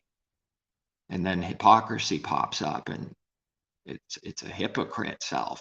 I'm a hypocrite. No better than anyone else is what he gets us to believe bit by bit through a bunch of pain, through a bunch of turmoil and anguish and wrestling and enmity and hatred, tempted to hate the Father and say false things about against him. Let me slow down the battery drain and plug my So when his word hits you in something, it hits you and it causes fear, fear. Whoa, that's you see something more, see it better. That's me. No one ever believed it was self at any time with anything. This is the way. This is the good news. Yeah, this is the good news. Find out you're a sinner and wicked, and everybody is. That's the good news. Who wants to come? Who wants to be invited to the wedding? Good news, we have to die. We're vile. We're evil. Good news, struggle, doubts of whether self will even make it to the end. Good news, everyone. Is this going to sell? Gehenna, no, it's going to sell. Hell no, it's going to sell. So then what is that besides being against self and fulfilling prophecy that self won't make it, and making sure that self won't make it by saying we won't make it? Therefore, the works of starting to do of not making it and really believing of not making it. The moment someone really starts believing and doubting those false things, they are literally not making it. It's working and being fulfilled right in real time, a circle of destruction. If some false prophet can get someone to believe some kind of lie, some kind of tricky leaven for wicked doctrine that teaches sin in the heart while it's saying it's something else for an image, selling something good on the outside, but inside it's actually wicked, selling to sin, faithlessness, doubt, wickedness, all these different things, then they're destroying that person while they claim that they're saving them. It's frightening. Who can ever repent and acknowledge the things they've done? They buried themselves. Who hasn't? How can someone come out of it? They won't, the many. They won't be able to. Messiah said so. Do everything we can to strive to make it through the narrow gate, because many will try and they won't make it. They won't be able to, because the trying that they're doing is all rebellion and wickedness. They're not doing it through his truth. They're trying to force and rape the kingdom and take it for themselves and force enter. That's what rape is. Raping people left and right spiritually. Temple prostitutes. Sodomy. It's a whole lot more to that word faggot than anybody ever believed or thought. They just might be talking about themselves when they call someone that out of some kind of evil. Now all these things, if I've done this, if I did this, if I did, isn't this all bad? So we need to know, is this all good or bad now? Meaning, if we fail something, the if is bad. If I have rejoiced at the destruction of him who hated me. If the men of the tent have not said, who is there that has not been satisfied with his meat? So this is all sin. Now, one thing after another. Now, if I have covered my is this a good thing or bad thing? Bad, evil. All the other ones are about doing some kind of sin with the whole if. If I had made gold my hope, that's sin. That's not good. If I have rejoiced because my wealth was great, this is through pride, because my hand gained much, more sin if I do that sin. If I have covered, sin, not the true covering, the false covering that Adam and Eve do. As Adam, connecting the sin to Adam doing it, by hiding my iniquity in my bosom within the heart. There it is. What would they be able to answer if they despise the truth that Adam and Eve did not repent? That's why we read about the Father looking past something like that for words, winked, look past at sin, which makes it sound like he's doing evil, that he actually looks past sin and he's not truly doing that. And at every point, the understanding has to be given. There's no way to sell his word. Everyone would think it's foolish and stupid anyways, and do. His word can't be sold. Someone selling something like a product through his word is a liar and a deceiver. The truth doesn't sell. His truth, whatever is truly true, does not sell. He doesn't allow it. No one's ever bought it like that. Not in reality, not in truth. He doesn't allow that. He protects his things in his way. Does not allow that to stand and corruption to be done, entering his kingdom. So Adam and Eve covered themselves, which is a bad, evil covering of their own sins, by hiding my iniquity in my bosom. That's why they cover themselves. That's why the cover exists. What are people's cover today? What is that spiritual wicked image and cover? To hide their sins from the sins of the heart, the real things, that they're a sinner and no good, to hide it. That's why it's done. If Adam acknowledged what he did, or if he truly acknowledged and repented, why are they hiding? Why are they guilty? That's proof that they're guilty. The fact that they're running and hiding is proof they did some kind of sin. Every time we see running, it's proof of sin, even though that has to be discerned that someone is cowardly running. That has to be discerned first too. If we see the running and that work in somebody's heart, they're doing some kind of sin. They're lying. They're not speaking truth. Because if they spoke truth, they wouldn't run and hide and cover. There's no reason to, even in light, in truth, because the light brings everything out, and when we do good and what's right, there's no reason to even run. It stands in the light. It stands in truth. So that proves that Adam and Eve sinned, which is not what the church world's going to reject and saying. They say that they sinned, but they don't believe it. Now, doesn't that sound evil and horrible? What I just said? It's not denial that they don't say Adam and Eve sinned and everyone has sinned, all are sinners. They say that all the time. They love saying that. They do love hating that all will be made righteous, though. They do hate Father's forgiveness. They do hate Father's way and plan and salvation for all in due time. They hate that he's the Savior of all, especially of those who believe. Especially because there's something special about it. But he's the Savior of all, especially those that believe. They hate that scripture. They hate that truth. They hate the true gospel, the good news that Messiah commands us to tell for those that believe in him. Share it and give it freely. That's why the suffering. That's why the evil happening and coming down on believers. Because of what? Because of doing the Father's works and speaking the truth and the good news. The good news for all, glad tidings and great joy for which shall be. When? Where did it say it would come tomorrow fully? which shall be for all people. It's an abomination to the world, the truth. How sick is this world that it hates good news, that the Father is good and that he will save all in due time. And there's no cheap thing about it. It's a hard way and process to be overcoming sin. That doesn't change the truth. They all read it and they can't believe it's in there. They don't want to look at it. They will ignore it and act like it's, and put on a false teaching on those words if they're forced to speak on them. They don't believe in the true gospel, the good news, and the salvation of all.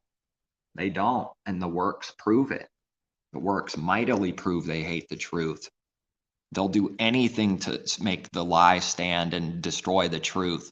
How sick is the world that it cannot teach anywhere at any time in the heart, not believing at all, not teaching, suppressing the truth, in fact, that the Father is good and the salvation of all. How evil is the world when it rejects that and hates it with everlasting hatred. It hates something so good. What does that say about the heart that hates something with such vengeance that's so good, perfect and pure? What does that say about man's heart to hate that? If Adam acknowledged, he would have been forgiven. He would have had the true covering, which, and I'm speaking of the reality in the heart that was not there yet until Messiah, but that's the teaching, the Father's covering, not Adam and Eve's, the sacrificial covering the Father gives, the true covering, the forgiveness. If they repented from the heart, if they did that from the heart for real, someone would be forgiven, but he can't be mocked. No one can fake it. It's a big if, but that's pretty good news, isn't it? I guess not. If someone repents from the heart, the Father will see it. He won't do nothing if it's real. Never failing for this truth. He's not going to do nothing if it's real. The problem is it does have to be real. Now, if they really repented and did not hide their sins, and like said, if they acknowledge the sin that they did, why are they running? Why are they covering themselves? Why are they doing their own works? What are they ashamed of if they did no sin? What are they afraid of so badly to hide in the sticks and cover self? As if that fixes the problem. It doesn't fix the problem. It doesn't do anything for someone's heart. It doesn't take away the judgment. The judgment comes on Adam and Eve anyways. There's no excuse that anybody can make. We can't make an excuse. It won't stand. It doesn't matter that someone did evil to us or deceived us. Is there anything harder than this? No, there's nothing harder than his way and what it means and what we have to do. There's nothing harder. It doesn't mean it's not true that someone did evil and deceived, and that's evil. That's true. That's a separate thing. It's not to say they did good now and mix it. No, it's to call out if it's evil. It needs to be seen as evil. Its truth needs to be spoken.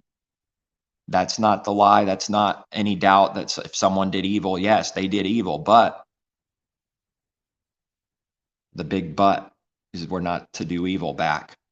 It's the hardest thing in the world. And I lost my thought a little bit there that I was going to connect.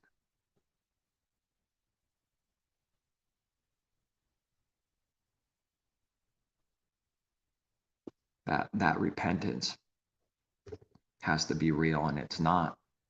The works prove it, and we see a literal work, literal running, but the understanding of running has to be seen, because it's not, once again, about the flesh. It's not about just physically running. That's not the heart. That's not the meaning. Of course, someone running from literal something, because they stole something, they killed someone, that's sin, and that sin's being done in the heart. But see, that outward thing is not the meaning for us, for the heart. And that thing that's for the heart has to come from above. It has to be given. It has to be asked for. It has to be sought after. And then patience is needed because he's going to give in his time, and it's not going to be our own even.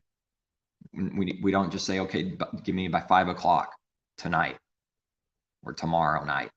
And then because we say that, no, the Father won't allow that. Now, if we ask something and find a way in the heart to ask for something to be, and then every now and then he does that specifically the way we would like. He does this too, but that is an if, though. That's an if someone's heart isn't doing that in pride and able to ask in a way, even at the end saying, well, if it's your will. Even with that, if it's your will. What great enmity this is. What great monstrous enmity his truth is to the carnal heart and man. A believer should know better than everyone else in the world about this because the whole world doesn't know it. And knowing it better. Daily, monthly, getting increased, which means it's bringing out even harder things. It's even more proof that self is no good. Who wanted to see that? I never thought that's how what his way was in the beginning. I had no clue. A fish that got caught, tricked, hook, line, and sinker. But whatever someone can't see, they could be listening to these very words, and they will not see whatever is coming from the heart here until it's given. It won't be too much for them because this is the Father's miracle. Next year, the same words could bring out something so much more and even bigger, and you see more. So how does someone know really what they see at any time? That takes faith to keep going. Not even knowing exactly where we're at with how much of it is understood, but believing we need to continue to grow and understand it, that more will come, while just being content and having faith that whatever is now, it just has to be now, and not get restless and go in despair for not knowing everything all at once, and putting a heavy yoke and bondage on self, as man likes to do so quickly. Even on our own selves, this stupid foolishness is done, putting us burying our own self and liking it while getting angry and enmity and pretending to hate it. There's nothing more contradicting than sin. Father made it to be somehow where if it's a sin, it's stupid and foolish and against self, and it's contradicting within. Contradicting within doesn't even make it doesn't stand. If it's a contradiction, it doesn't stand. It's broken and fallen. So that standing means something. The truth standing means something big, valuable, to be seen how it's standing, and whatever is false isn't truly standing, but the world has made it look like it's standing. That is so. It does look like their ways and kingdoms are standing. They're not, and they're still going to crumble. It's crumbling, and it's going to be crumbled. Not very long from now, it's going to be utterly crumbled. The Father's not going to allow evil to go on forever like this, because it's evil. It's a torment. It's a hard, evil thing, because evil is evil. We're supposed to see it as evil and hate evil from the heart, for real, to hate the actual evil.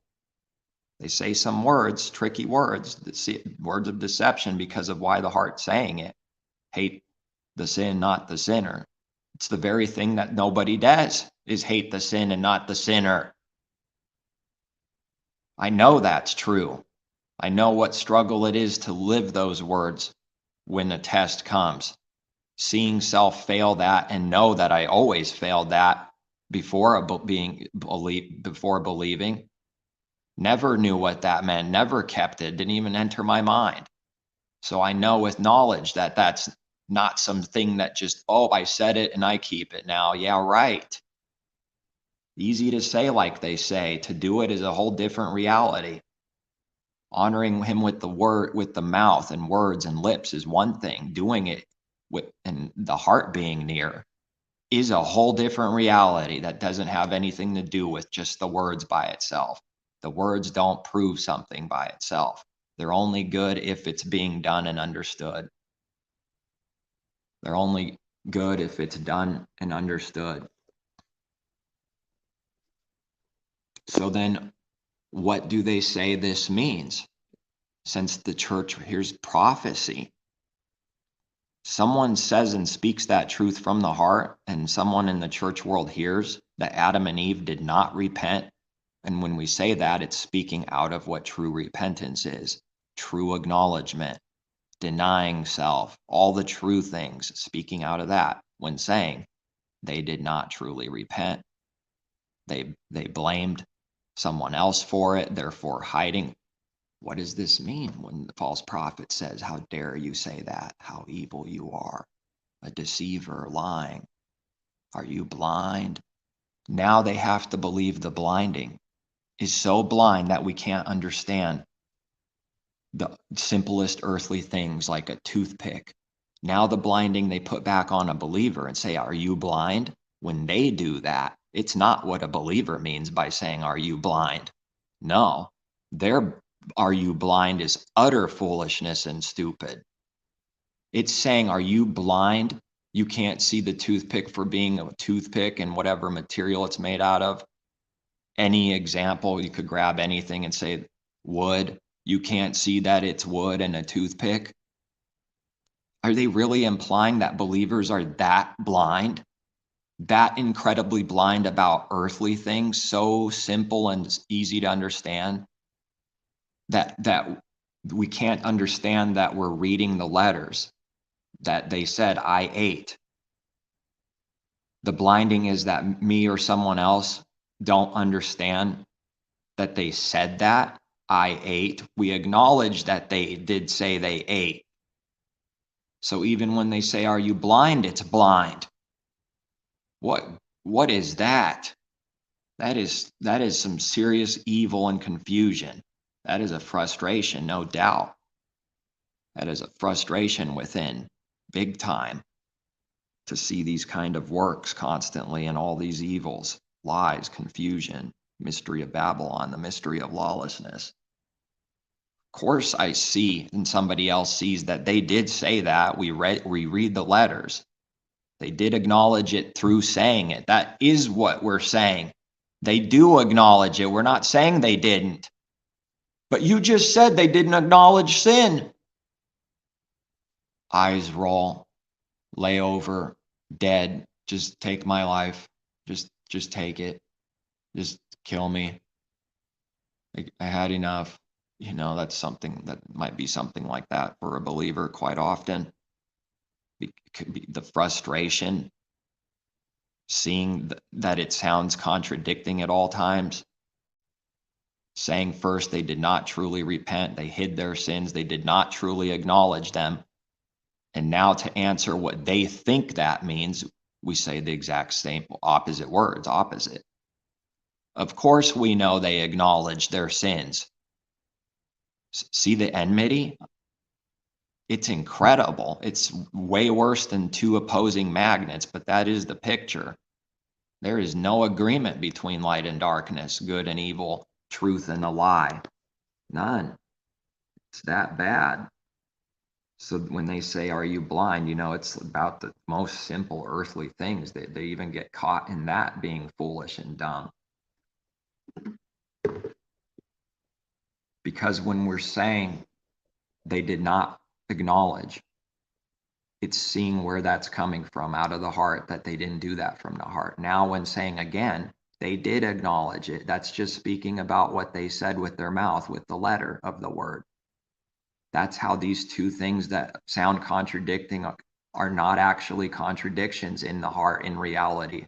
It's not a contradicting teaching or truth. It does sound like it. So they're two separate things, the natural and the spiritual. And someone has to rightly divide whether it's speaking about the natural or spiritual in his word before they can do anything else. Because if that's wrong, everything after it's wrong and a lie. And if the foundation is messed up, everything built on it's messed up. It has to be and will be. Absolutely, without fail. If the foundation's messed up, everything built on it's messed up. It's only getting built so that it can fall. And that's why a house is built on sand. The Father allows it for a time just to show that the whole thing was false, and what a great fall when it comes down. And the winds blew and the storms came, and and the rains came, and the winds beat on that house, and the waves roared and beat on that house. And because that house was built on sand, it falls. It fell. How great that fall, Messiah says in astonishment. How great that fall. That's what he's doing. In astonishment, how great that fall, out of speaking, knowing what he's speaking of and seeing it. Someone can't hear his words. They don't know what he's speaking of or where he's coming from. They don't know where he comes from or where he goes. They don't know that about believers. They don't have any discernment. They're thinking, what is so amazing? What is it that you're seeing so amazing?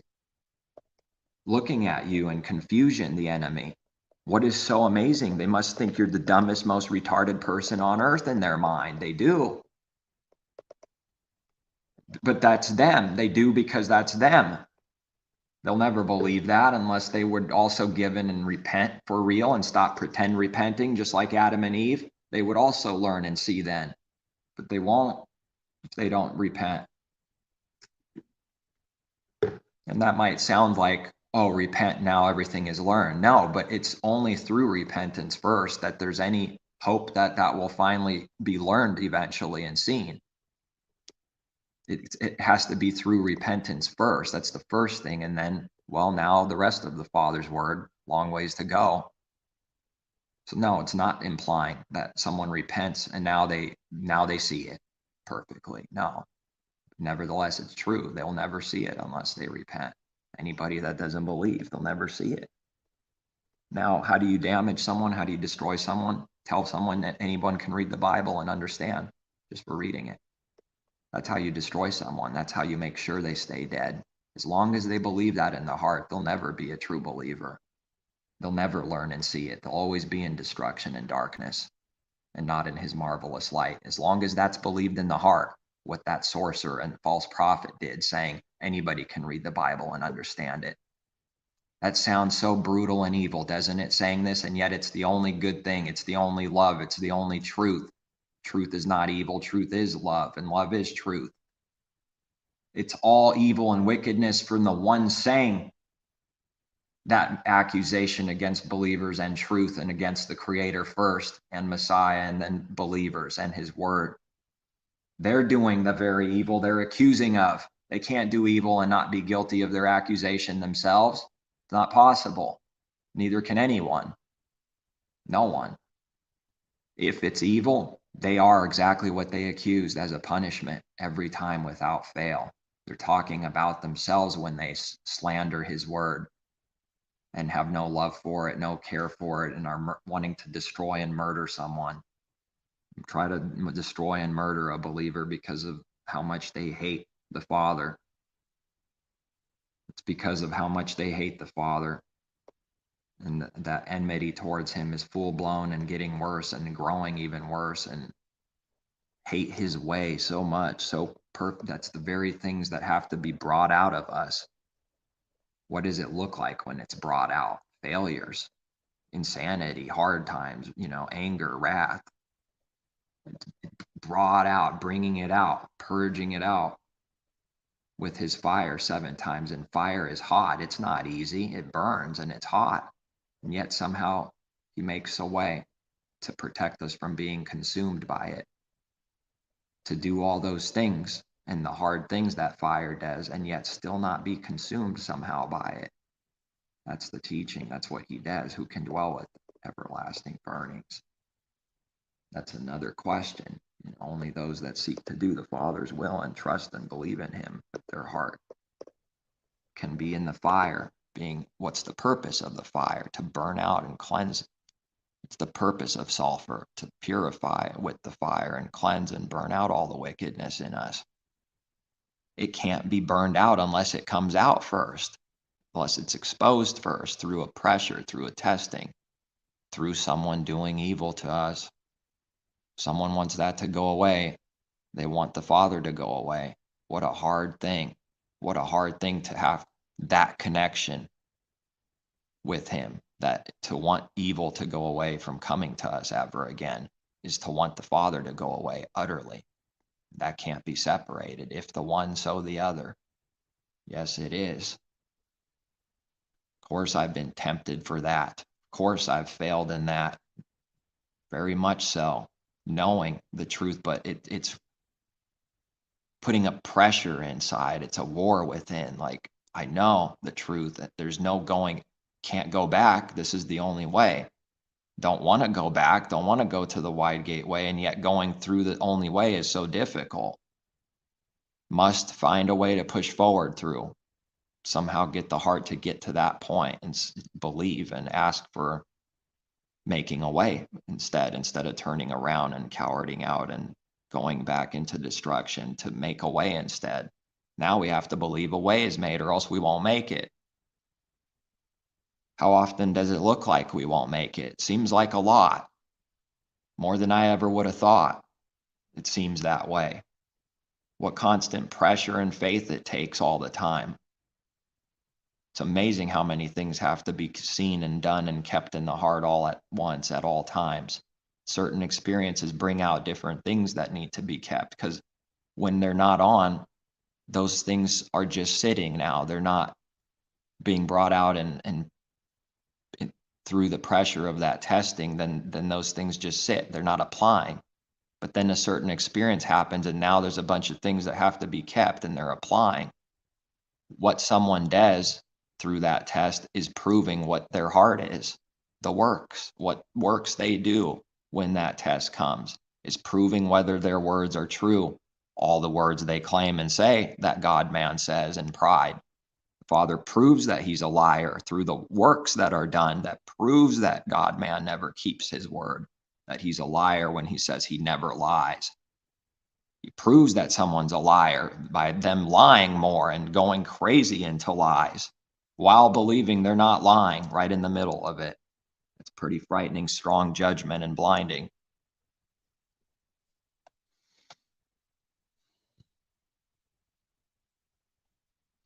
Amazing. If I have covered my transgressions as Adam by not acknowledging it, they wouldn't. The answer finally is that the false prophet wouldn't be able to directly and truthfully answer you. Can't. The devil can't do good. It can only look like it when there's no pressure and light near them, but it can't actually do good at any time and speak truth at any time. It can't answer you.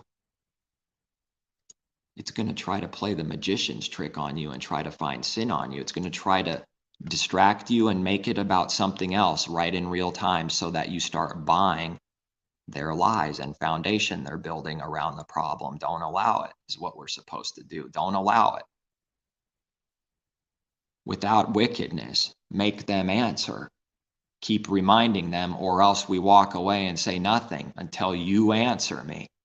Not playing your sick game so that I sin, so that you make me sin through a deception. Then I'm guilty for that sin and can't blame the person. Nevertheless, it's true that they want to make you sin. Don't let them.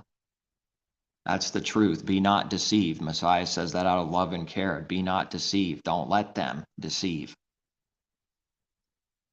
If someone knows the truth, make sure that the foundation is built on right from the beginning. Lay that foundation from the beginning.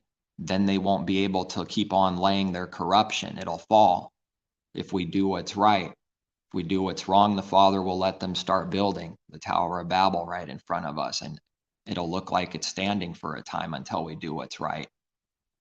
It's a punishment by making it look like it's standing for a while. Someone controlling us, being deceived. However, the judgment is so many different things could happen.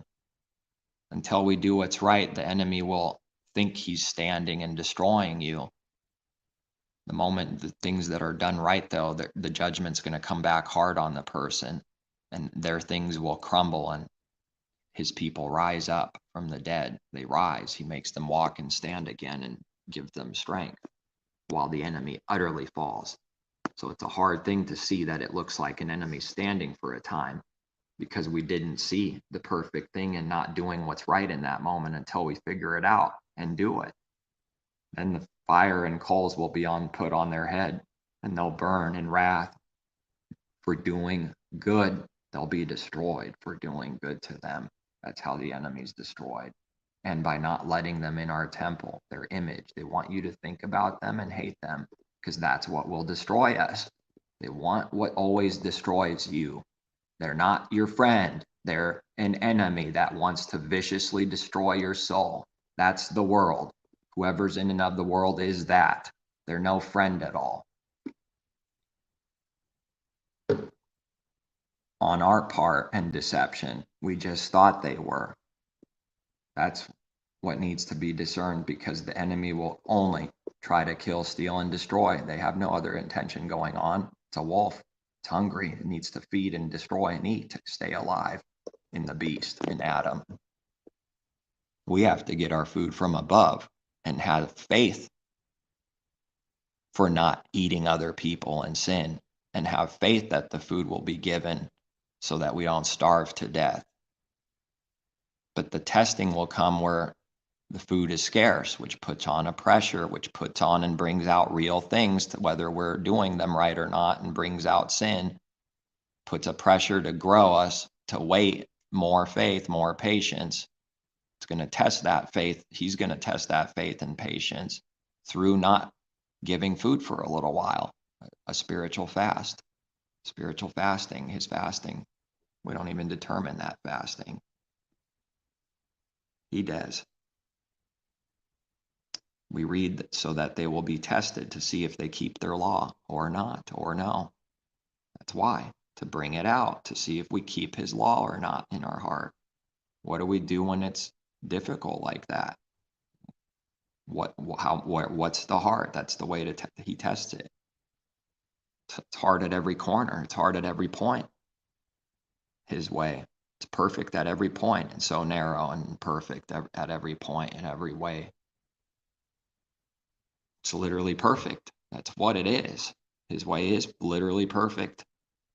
He accepts nothing less than perfection through trusting in him and growing in his way to be perfected.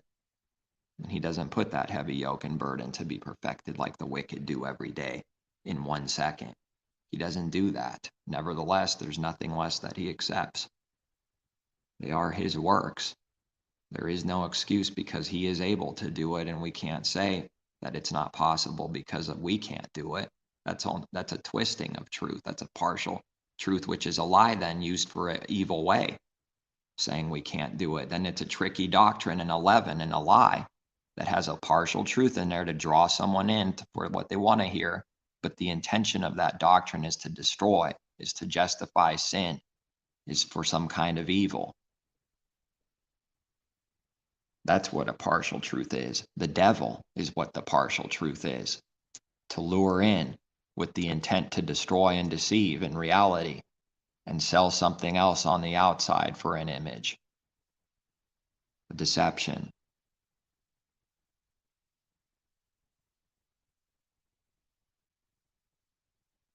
Incredible. So now needing to find a way to not say, we won't make it, the Father won't do it, he can't, I can't do it, it's impossible, therefore justifying that it's impossible. All those things are false, all those things are evil. Needing to find a very narrow way from him to be able to want to do it, trusting that he will work it, asking for these things, that a way will be made to somehow walk it and not turn back. That takes great faith. That takes great patience also. That's why we read about the patience of the kingdom in Messiah in Revelation and elsewhere. It takes great real patience. Carnal man never knew what patience is. His patience is wickedness. His patience has nothing to do with the Father's thoughts and patience. Our thoughts are not his thoughts. Our ways are not his ways. There's a way that seems right in someone's eyes, in a man's eyes. That would be everyone. Of course, that their way is right in their own eyes. That's everyone who believes that word. There's a way that is right in man's eyes. That would be everyone thinks their way is right. So how does someone know they have the truth if everyone's already doing that? Won't believers believe that their way is right, which is the Father's way? See, it looks the same as one, right? Blending in. That's what the devil is, nasty. Makes the truth look like the lie because everything is the lie 99.9999% everywhere with everyone. So scarce for truth, so scarce that there's a believer around somewhere in this world. So few. It's one thing the enemy knows how to do, is make the truth look just like the lie and garbage and dung like itself. But then it boasts about its things. Now somehow the truth, they count it for the same things they do as evil. And yet what they do is not evil. They just condemn themselves. They just expose their own works, their own kingdom, their own doctrines, everything, and condemn themselves by condemning the truth. Did they think they could do that without being proven a fool and blind? Yeah, they did. They thought they could do that and condemn the truth without condemning themselves. They can't. They'll condemn their own literal things by attacking the truth every time without fail. Everyone, and this can be tested. If someone tests it honestly with self, see how perfect it is. See how his judgments are working perfectly, that nobody can mock him. What great shame and folly to only condemn self.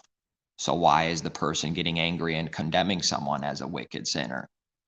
To trash them, to throw them down, that's their heart, when they're condemning them very selves. Shoot everyone around and kill self too. Isn't that the picture? Destroy everyone and as many as possible, take out as many as I can before I go and take myself out.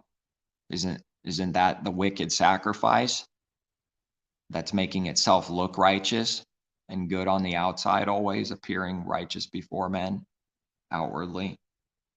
It's incredible how nasty evil is. The devil's the biggest coward in all of creation, the most confused and insecure out of everything and all. The devil is not what anyone believed or thought as some wise, amazing Lucifer. They worship the devil, and the Father is the devil to them. Our Creator is the devil to the enemy, to those that don't believe. And the God of this world is the true God, the God that blessed them with all riches and millions of dollars and riches and fame to play their sports and this and that and Hollywood and all these things. That's the God they speak of, the devil, very confused. They act like they hate evil and the devil, and when their heart actually loves all of it, loves the devil, and it doesn't truly love the devil. It's so honking their train. It's such a confused, contradicting mess within someone's soul, within their heart. It's exactly what evil is. One thing it says, and it's breaking it. It's contradicting itself constantly. None of it makes sense. It's what it's supposed to be. It's a punishment. That's why it's called a curse, not a blessing. It's foolishness. The foolishness is part of the punishment. Someone becomes more of a fool for doing more evil while they think they're wiser, and in real time they're getting worse while they believe they're wiser. So it's a wicked thing to believe we're wise in our own eyes. Do not lean on your own understanding, we read. Do not lean on our own understanding. What happens if someone does? Well, welcome to the world. That's everyone. They're in sin, they're in darkness, they're in death. They're confused, they have no wisdom or truth. They have no life. People say, get a life, because they don't have a life. That's a good instruction, actually. Get a life. Follow those words out of truth, not the way the wicked man means it. See, everything is enmity, and his thoughts are not the Father's thoughts ever. A believer sees something different, something completely different, and something else when they hear the wicked say the words, the image of the truth. They're not actually understanding what they're saying or believing or doing it. It just looks like it. One thing looks like one thing to a believer, and the very same thing looks like something completely else to an unbeliever. That's the separation the Father makes, the enmity between the two. The very same thing is something completely different to one than the other. And one is carnal and the other is spiritual. One is worthless, the other is all valuable. The same thing, the same words, the same thing.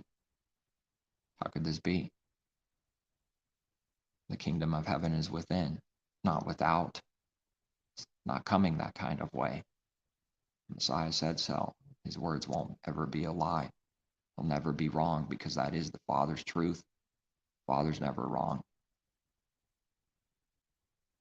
So always needing to see in the heart that there's a ways to go still constantly, and not seeing in the heart, well, I'm already there, I'm saved. That's what they sell in the church world.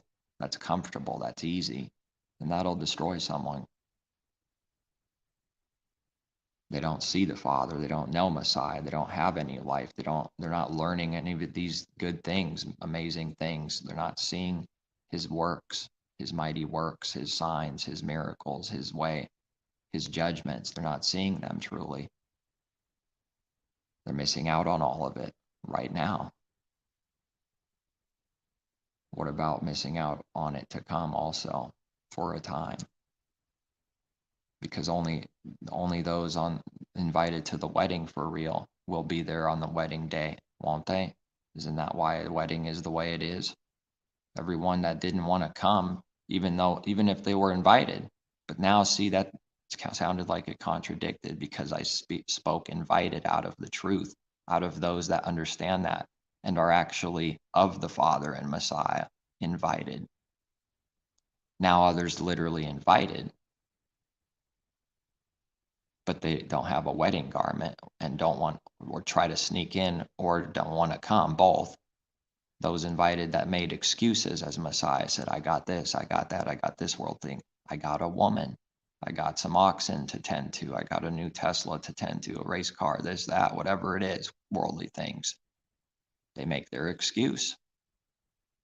They make their excuse right now to believe, to enter the kingdom now. Now they make their excuse. So they have their reward. They want their reward now. Greedy, prideful, rebellious child, always wanting what it wants right now. So the Father gives them a punishment instead of the true reward. And it believes that is the true reward. Riches, carnal riches. There's their reward. They exchange their soul for that reward. They don't teach that in the church world. They only teach some very deceitful Hollywood selling of the soul, which is what someone will see first a little bit, if indeed they're seeing anything, and then that'll start growing, that understanding of selling the soul and losing our soul. That's going to grow.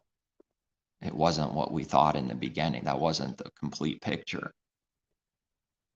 And without his truth, it's zero. It's never understanding. It's ever learning and never coming to knowledge of truth if we're not even given a little bit to understand. And there's nothing to grow.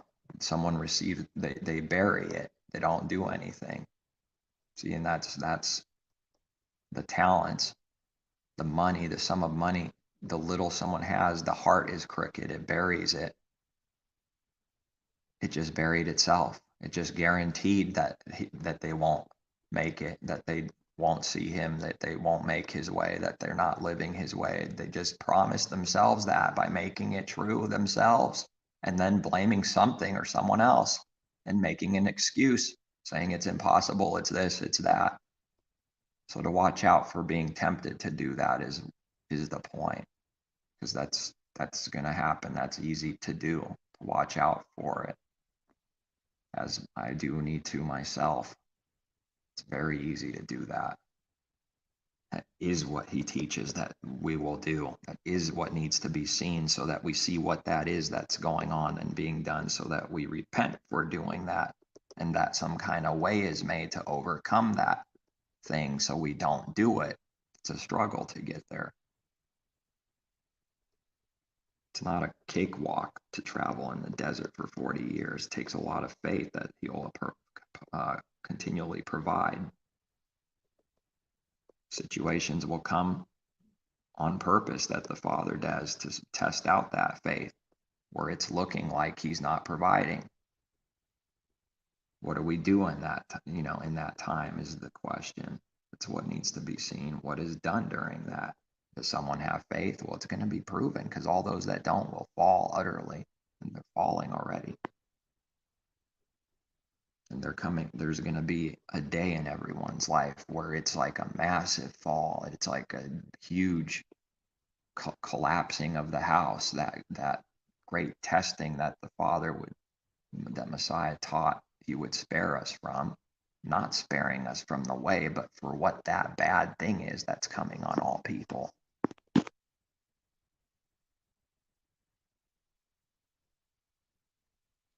To spare us from that actual fall, for what that is that comes on everyone else.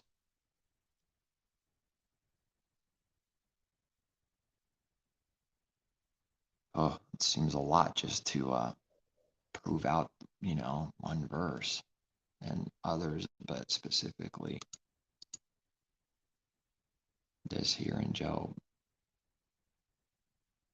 That's what the fake repentance is, covering our own sins. It's hiding the truth. It's hiding the true acknowledgement. It's not acknowledging it. It's covering that up, which is going to cause guilt, sin guilt as a judgment. That's so because the Father makes it so, but that's how it's working. Sin guilt's going to be there. It's always going to be within someone, that sin, that truth that needs to come out, that needs to be spoken, but it's buried. And then that becomes a weight, and they keep adding weight on themselves through sin. It gets heavier and heavier and heavier. Very deceptive why someone's legs are strong. Don't automatically believe the image. That's not righteous judgment, Messiah's teaching. Don't look at the outside and judge it because of that. Those legs are most likely strong because of all the sin it's carrying around. It's all weakness. It doesn't look like it.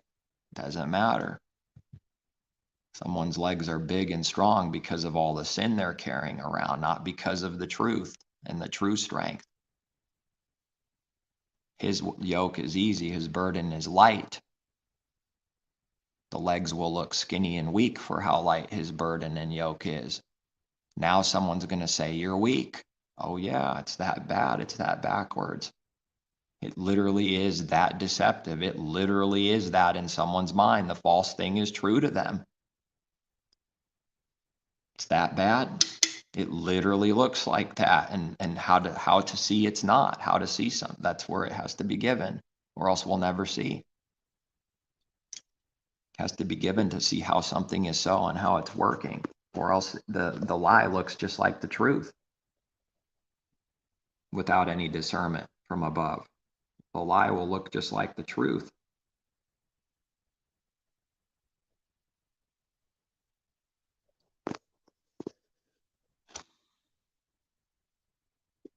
Focus. It's easy to get out of focus. So easy. Easy to start getting blurry. Start daydreaming, fading away. That's why Messiah says, watch and pray to not fall asleep. It's that easy. Too easy.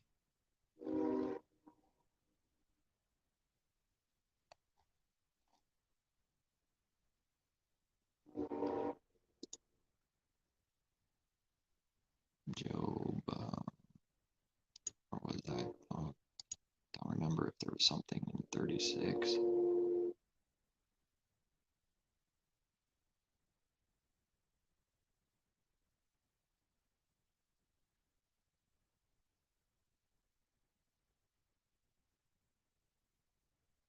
He does not preserve the life of the wicked, but gives justice to the oppressed. He does not withdraw his eyes from the righteous, but they are on the throne with kings. And who's the King of Kings? Messiah.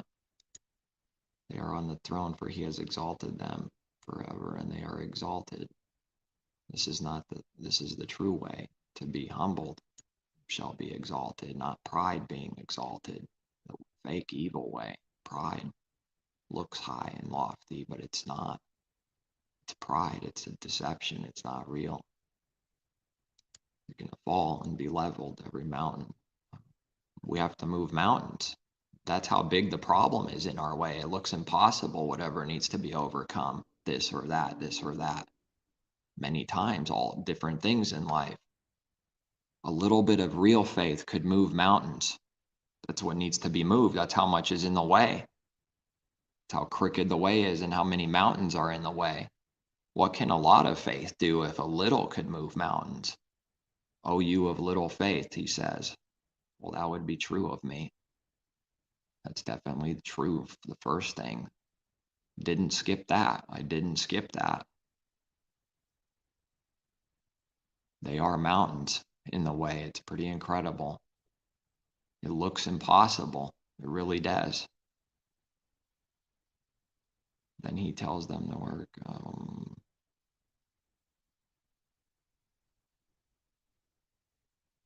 Here's a trick. If they obey and serve him, they shall spend their days in prosperity and their years in pleasures. Uh-oh. What does man say this means? If they obey and serve him, then this. What's the rich man's proof that he's righteous and of God and righteous? Prosperity, pleasures, many. Do they know what this prosperity means and what this pleasure means? No, not if they think that's literal riches and flesh pleasures. They don't if that's what they think that means. The increased Messiah taught through the talents parable of increasing the talents, that sum of money, has nothing to do with literal money being increased the way the world's doing in the heart and doing that. It is prosperity. It is success that a believer needs to have and have success and prosperity. And it just never was whatever we thought that was first. It is the true pleasures, but they're the good pleasures, not what we thought in flesh, carnal pleasures.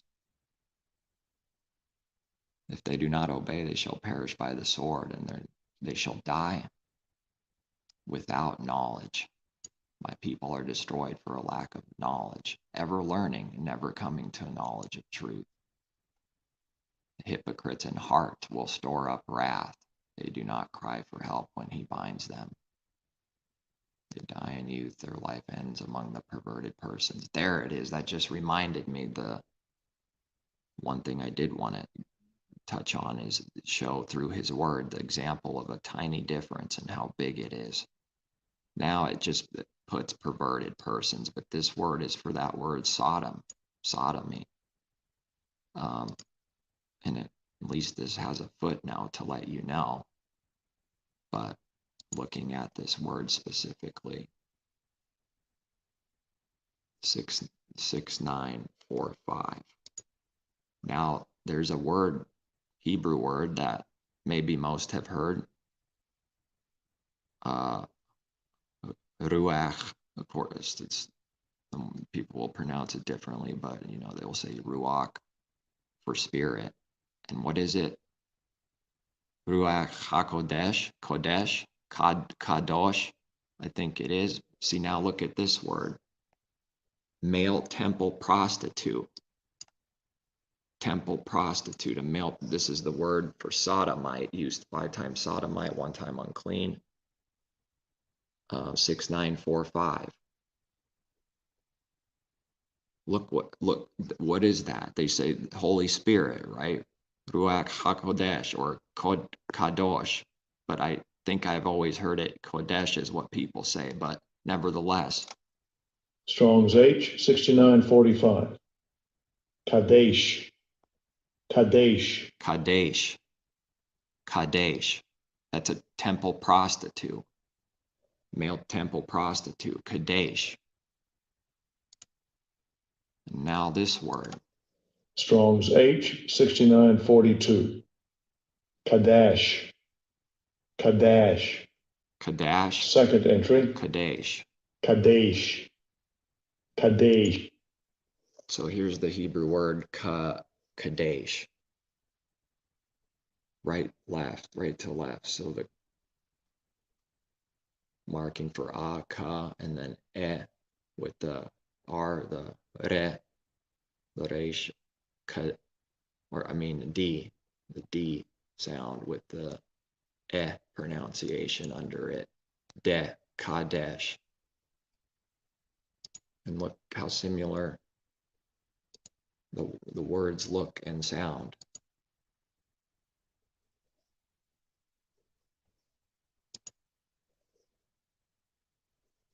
There we go, okay. See the difference?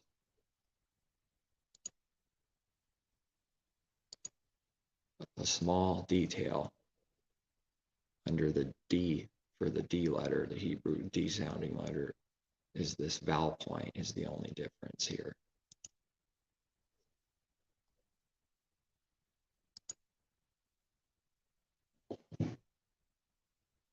It's a solid line versus the two dots, see? And then it happens to be in this case. Strong's H, 6942. Kadash. Kadash. Strong's H, 6945. Kadesh. Kadesh.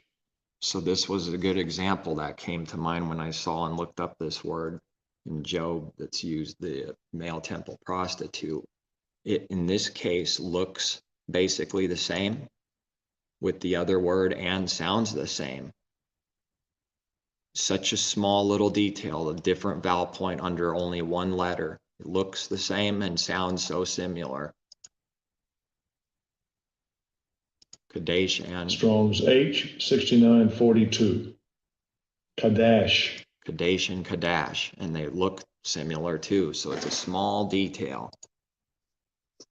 Kadesh is a male temple prostitute. That's not good. This is sin. This is evil. Now the other one, with that tiny little detail and a little bit different sounding, is sanctify. Used mostly sanctify.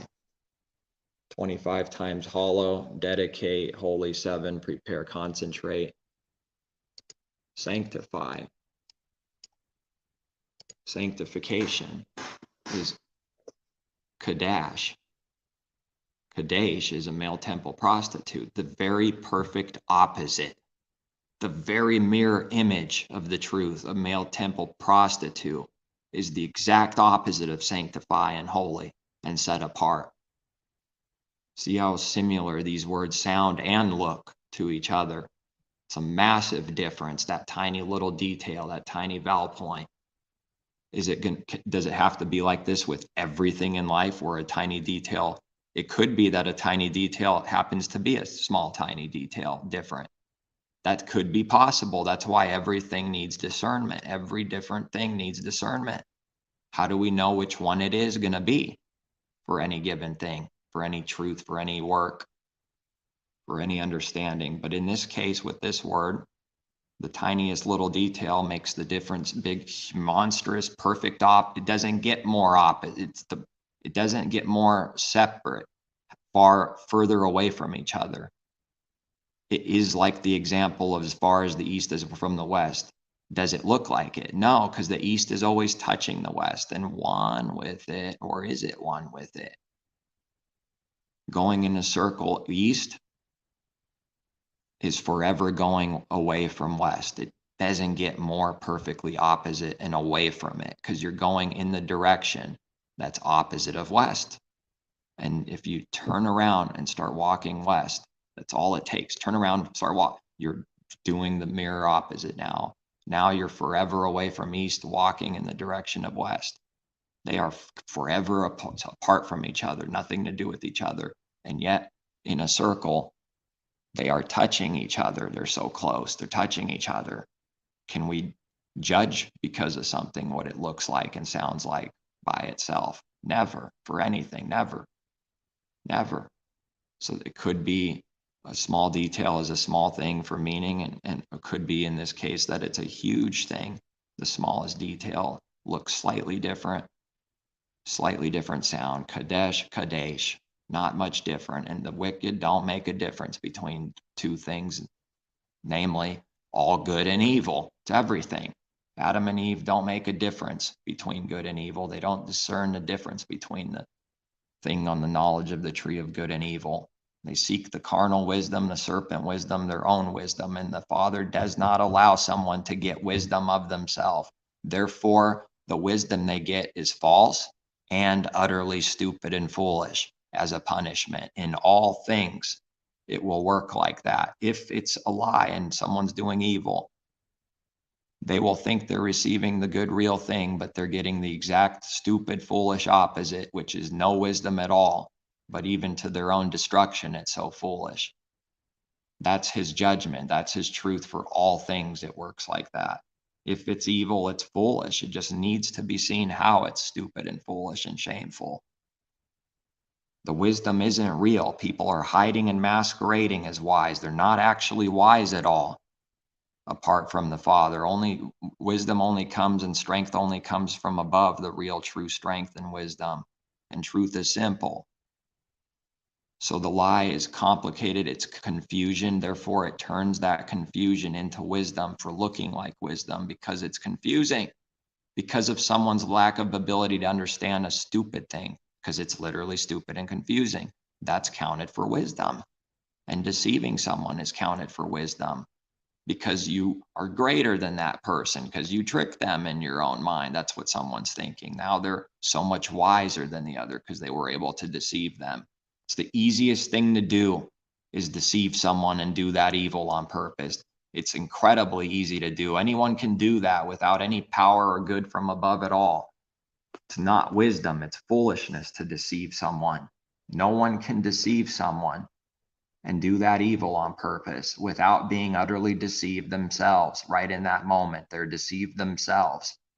The Father's already taken them. What they're thinking isn't happening and never will happen, but they'll keep on force believing it, keep on trying to force themselves to believe the lie. It's not reality. They're deceived themselves if they're deceiving others. They are utterly taken themselves for taking others. Oh, and the hypocrisy. So someone thinks they're wise and someone's an idiot because they were able to deceive them. And since someone is deceived, for deceiving someone, they are deceived themselves. Doesn't that make them the biggest idiot of all? That's right, the Father's got that handled. They're a fool too, according to their own doctrine. Their own so-called proof for what a fool and worthless evil person is proving against its own self.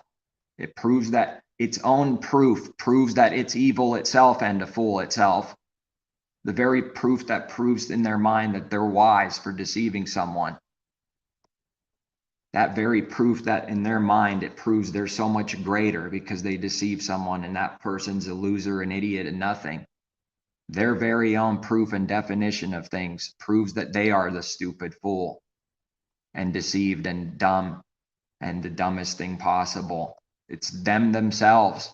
It's why they're doing that work, because that's what they are. It's what the heart is. The heart's a deceiver. The heart's deceived, so it can only deceive others. It can't speak truth. Those in prison can only want others to be in prison. Those as slaves to sin continually can only want others to be a slave and to sin continually. They're like-minded. They like seeing like-minded in death. They're happy to see someone else have the same problem and struggle as them in an evil way only, not anything good. It's the wicked like-minded thing that's masquerading as the true like-minded way and thing. There's always a good way, even if we can't see it. There's always a good way, even if we can't see it.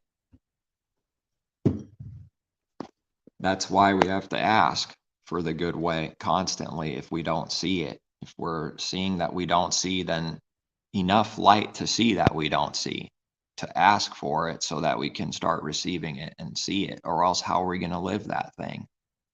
How is anyone going to work and live that work in the heart if we don't even see it at all? How is knowledge? How is it going to be done if there's no knowledge? If there's no sight for what it looks like, what it is, what it means, the knowledge. It definitely can't be walked if there's no knowledge.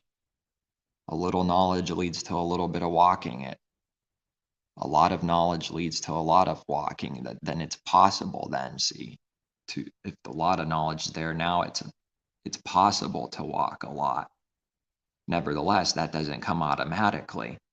That would be nice. That would be an easy way.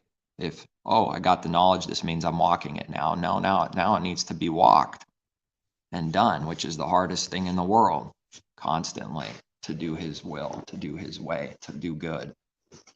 But his truth is simple, and it always makes sense, because truth is not confusion. The Father does not confuse, he makes sense. At the very least, truth always makes sense, and it's not complicated through stupidity and literal foolishness and confusion, masquerading as wisdom. Truth doesn't do that. You can't do that with the truth, because it's in reality simple and pure and orderly. No one can use the actual truth and sell it for wisdom, for an image, because it looks simple. It looks stupid to people because it looks that way to them, because it's truth and simple. That's a bad thing to people. It's bad. They need something that looks wise through being foolish and complicated, through wanting to understand something no one else does, through raise its pride above everyone else. That's the knowledge it seeks. That's why it seeks the knowledge, the evil knowledge, the serpent knowledge, is to be greater than others so that they can step on everyone. Everyone's doing it. There's no limit to it. The whole world's doing it. The whole world's always been doing it. That's who and what everyone is first. That's everyone's heart. That's why the knowledge is wanted, for a wicked reason and intention, and it's not even the true knowledge, and it's a wicked intention. It's all evil. It's only darkness. So I thought that was interesting with this word, because sanctify is something that a believer needs to be sanctified continually. A process continually needs to be really happening, not some evil, dumb theory and just saying the words and never happening, never becoming sanctified, which means actually doing good, ceasing sin and doing good. This is the way to be sanctified continually. There's no sanctification in a temple prostitute synagogue. The person themselves are a temple prostitute. Does male or female matter concerning what a temple prostitute is? No, it doesn't. In this case, it does say male temple prostitute, but that doesn't change that it's sin. It's a prostitute. Then the female temple prostitute is the same thing, except just female. That would be the only difference then. Pretty scary, the depth of evil that man sinks into. It does look bottomless to me. Until someone's destroyed, it just keeps getting deeper. We must be getting higher, not through pride, but through being humble.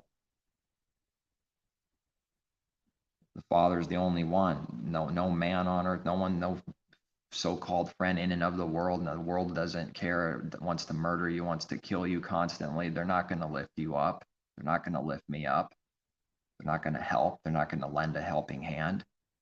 They're not going to have any pity when someone's having a hard time with something. Never. But it does take opportunity to look like it cares when there's a bunch of eyes everywhere, being taped, being recorded even. It lusts to make itself look good. They think that's the definition of righteousness, being broadcasted throughout all the earth, how righteous someone is. That's their definition of righteous. That's wicked. The moment it's done for the intention of being seen as good is the very moment it's all sin and evil and filth to the Father. Filth. How hard is it to hand over some money while you got someone taking a video of it out on the street, a busy street or something? See, just randomly gave someone $100 and then show everyone. That's a wicked work. That's an abominable work. That is breaking Messiah's words of work, doing the work secretly in our heart, the good works. Completely and perfectly breaking that, which is sin. It's not righteousness, it's sin. Breaking Messiah's command is sin. It's not righteous, it's not good, it's wicked. It's not righteous, it's wicked. It's what it is. Who believes it? Well, no one will believe it that's doing that in this world. That's why they're doing it. And they'll continue to. Everyone can count on it. The Father's truth is so strong and perfect, and blinding, and judgment so strong. No one's gonna just. They don't even know. They don't know what evil is. Of course, they're not gonna stop doing evil. They could be told the truth right to their face, and they're gonna continue doing the evil right before our eyes, and they'll do it tomorrow and the next day.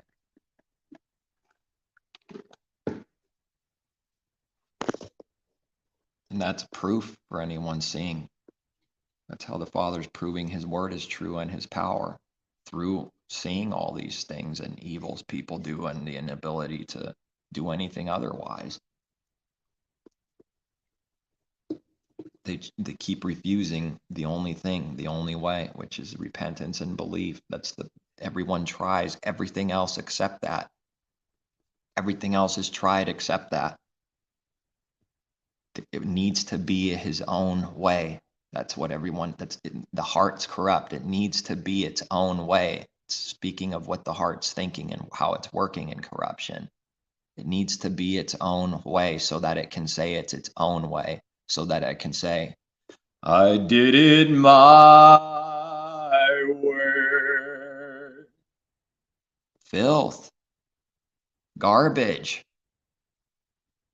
What the instruments? The heart, the lies, the deceit, the deceitfulness of it, the rebellion of it. That's what's garbage. Not just the words by itself or the music by itself, but why it's being done, the heart. That's why it's being done from the heart. To do it my way is what's garbage. It's sin. And everybody loves it. What are they going to think of a believer for doing the truth? Not so good. Nobody's going to love and cheer them on. No one's going to do anything good to them. I haven't seen it. Never seen it. Speaking of the true good, never seen it. Not from this world, not from unbelievers. It's a hard thing constantly. Nothing harder.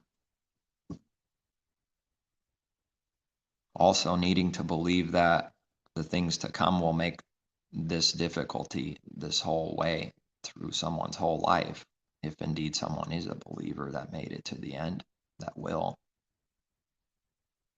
As if it was like nothing, as if it was like, oh, that wasn't so bad. I mean, that's a good hope to have, but man, is it hard, because that day is not coming until after death. It's pretty hard. It's like, okay, yes, this is good. This is a good hope, but wait a second. It's never going to happen in my life ever. That's pretty hard. It's easy to say, isn't it? And nevertheless, that is supposed to be our hope. That is the good hope. The more someone's able to believe that, the better. In fact, if we're not believing it better, we're getting worse. Like said earlier, it's going even more in the negative of not believing that if it's not getting better. So that's a good thing to believe. That's a good hope, is to believe that better and see it better somehow, which is what the Father can do for someone that asks. The more belief we have, the more faith, the more good we can do, the more life we have. It's all working together for one, for life, for more good, for more understanding, for more everything good. That's why Messiah says to ask for more of his Spirit, more of the Spirit, the gift that the Father gives, which is like a down payment, meaning we're not getting the full thing until not in this life. It's like a down payment. It's something like a down payment. You're just getting a little part of it. So then we can't even pray and ask for the fullness of it, because he won't do it, because it's only in part. And in part is the only good. It's not meaning it's bad. It's just true that it's in part, a small piece. What does the fullness of it look like? Unimaginable? Unimaginable. That's what it looks like. It looks like something no one can even imagine. For good. for everything good, unimaginable joy. Who believes it in such a dark world, man? Who believes it in such a dark world? It's the polar opposite of what this world is. All of his way is. Truth is the polar, perfect opposite. Nasty serpent, nasty devil, nasty works. Constant struggle, constant fighting within, war. Pretty hard to not even start praying for certain things because you start seeing just enough to know that he'll never do the certain things. So you just stop praying for certain things, certain ways. That's hard. Like maybe not expecting that it's supposed to be anything other than a war when we're out in the world around people. Starting to see that's all we should expect is it's war. Put on the shield, the sword, the helmet, the armor. They're coming for you to kill you. It's only war. Maybe it was a deception and blindness on our part to think that it was something else besides war out there around people. Maybe it was a deception all along to think that to think it's anything other than a war when we're around in the world. Supposed to see it as a war and be prepared for battle. And if we're really seeing that better, then someone is more prepared for it, right? Then that's the very thing that we need to be given more of. I know I do. Well, I know for truth everyone else does too, because his truth is just perfect like that. It's not just one person or two or three. It's for everyone.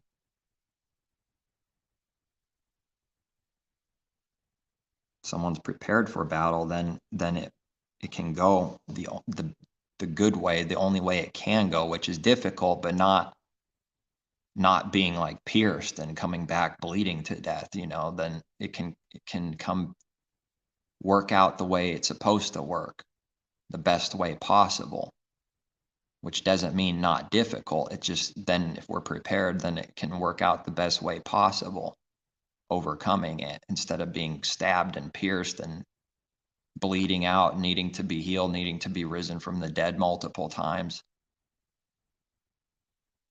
But if we're not on guard, then the enemy's going to pierce us, and that's going to hurt more. It's going to be more than, in a bad way, difficult than it would have been.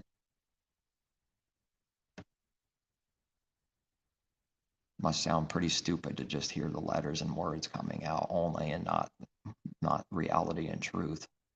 It must sound pretty dumb. Dumber than Messiah speaking to a cursed tree, while speaking to a tree and then cursing it. Didn't he teach not to curse the enemy? Is a tree a person and he cursed it because it didn't produce any fruit? Man, at every point, it's this narrow way and enmity and struggle to find it and live it without contradicting within, without contradicting and doing some kind of sin. It's a certain work to curse and want to curse out of evil towards the enemy, and yet needing to also want righteous judgment and a curse. Let the curse be on the enemy. Let them be cursed then if they want to do evil. How do you walk right down the middle of two seemingly contradicting things?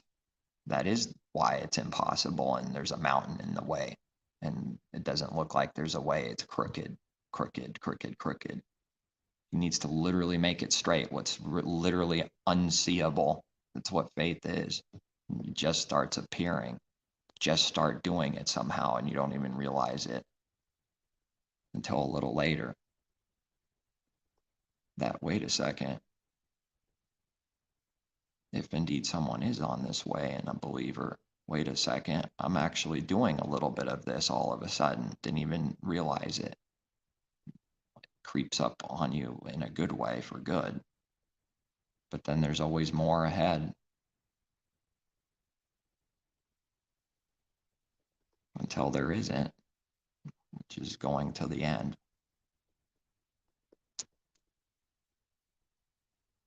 No one wants to hear, who wants to hear that there is no easy way, that the wide gateway is difficult and the narrow gateway is difficult. They're different difficulties, but they're both difficult.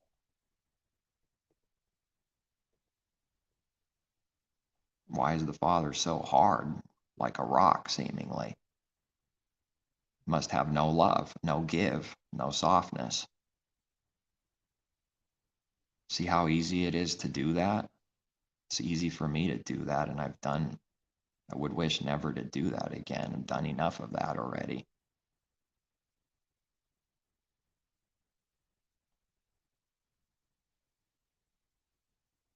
So the pride just doesn't stand because you see failure in self.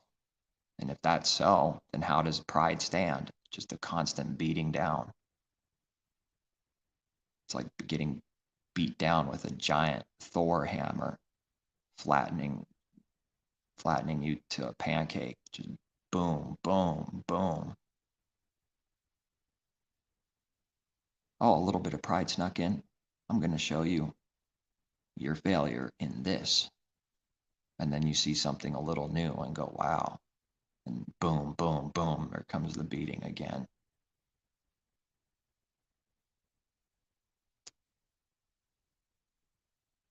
Sure looks like he's hard and wicked. That's what the whole world still believes fully. Now we have to see that we actually always believe that and get it worked out. That's what his grace is, for his favor. It's not that we weren't that. It's now that it needs to be changing and being worked out, which means we will see the proof of it to come out, with the goal of always more of that dying and more of the good growing and more nearness actually, while getting worse. Getting better while getting worse. At every point it's like this. This is all I see. At every point it's like this war and enmity and battle. How easy it is to just say the words of spiritual warfare and then teach a lie on it. It has nothing to do with what that really means, how easy it is to do that. It's just speaking the deceitfulness of its heart, its own ways and doctrine that it already fully and believes, applies it on his word, and then says his word is teaching basically what its own heart is. It's not actually what his word teaches. It's just they're magicians. It's putting their own heart. The doctrine is their own heart through a trick and sorcery. It's man's doctrine, not the Father's. When this evil is being done in the church world, the lies, the deception, it's not the Father's word. It's their own doctrine put onto his word and then sold as the Father's word. And it's secretly teaching someone how to do evil and sin. And it's working. It really is doing that. But that will look stupid and worthless, as if it's not doing that to people, as if it doesn't matter and it's no big deal. It's how it will look to them. Who wants to be? Strong's H 6942. Kadash. Kadash. Who wants to be Kadesh? Second entry.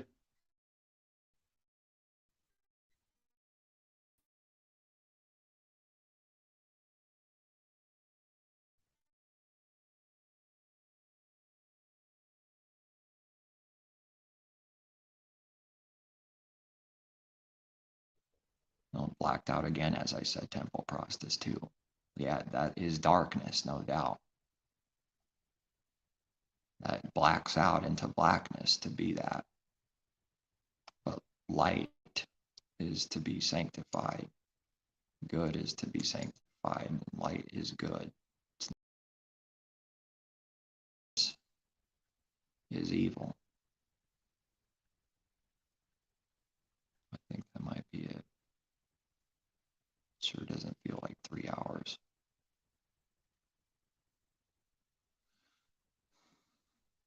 cannot go by a small difference excuse. Well, it's just a little bit, or it's a tiny difference, man. What's the big deal? Yeah, it's a deception. Tiny difference, man. What's the big deal? Want you to sin. It's a nice friend there that wants you to sin. The one that cares and warns and tells the truth is going to be believed to be the enemy that wants to murder you. How sad is that?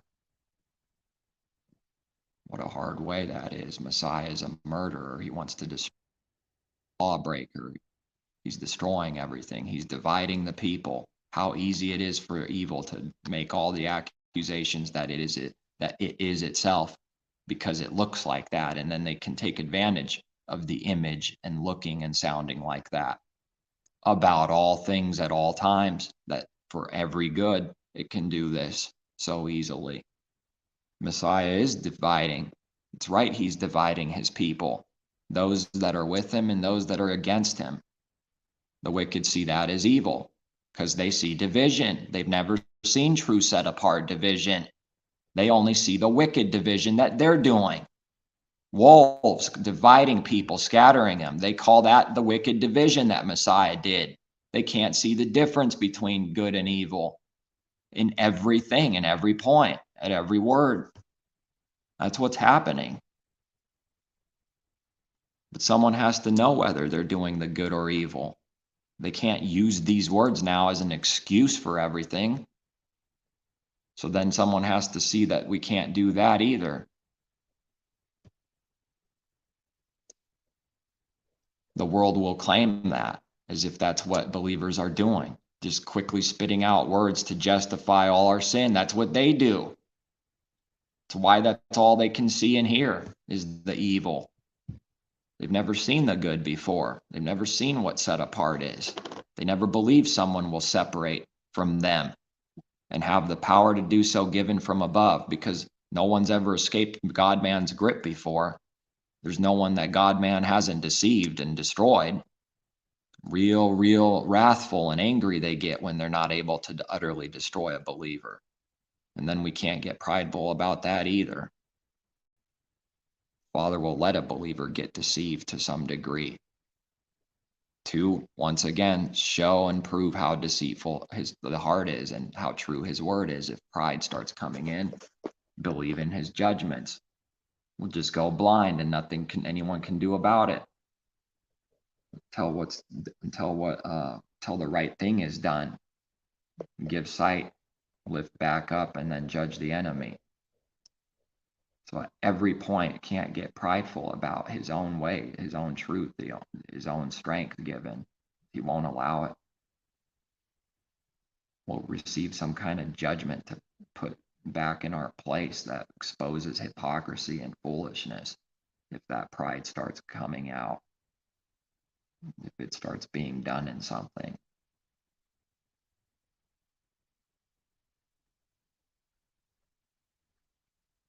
We read that no, chastening is not like fun. It's not easy. It's not a fun, easy thing at any time, but what it produces afterward is very good, and it doesn't seem like that's why the Father's doing something for good. It's going to seem evil first. That's difficult. I don't think there's anything, I haven't seen anything that isn't difficult that's of his truth.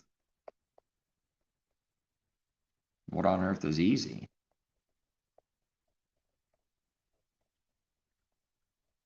Nothing. The wide gate's easy though. In that way, there's just carelessness, thinking that someone can sit back and relax and do nothing. No, they'll starve to death for doing nothing. Those that don't work, the command is they don't eat. Like the apostle said, let them be in desperation now. Now they have to go do evil to eat. Like they show in the movies for a good picture with the cowboys. You want rebellion? We want rebellion. Now we have to do more evil to put food on the table. No choice. Forced to only go that way and choose more evil. Utterly taken by the Creator. Utterly trapped. And I mean utterly. Utterly deceived. Utterly believing the lie and getting worse in it. and growing worse in it. None of these things are easy to see. None of it. Not one thing is easy to see that's of the truth. That is true.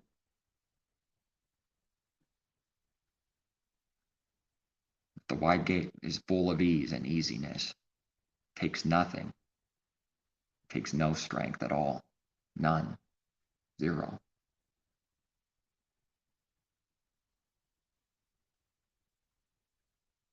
What a frightening thing that it's working out so perfectly, his judgments, and no one is doing otherwise. What a frightening thing.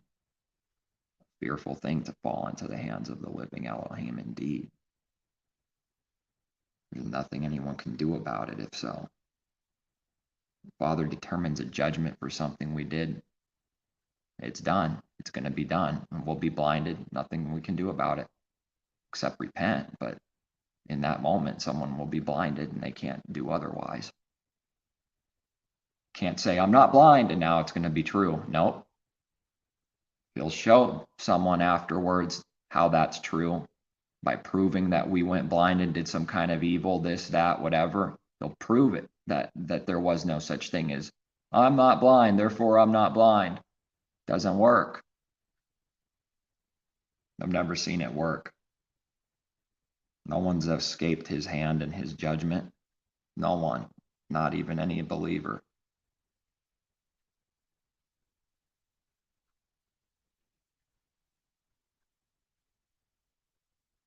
The whole world believes they've escaped, though. That's why Messiah says,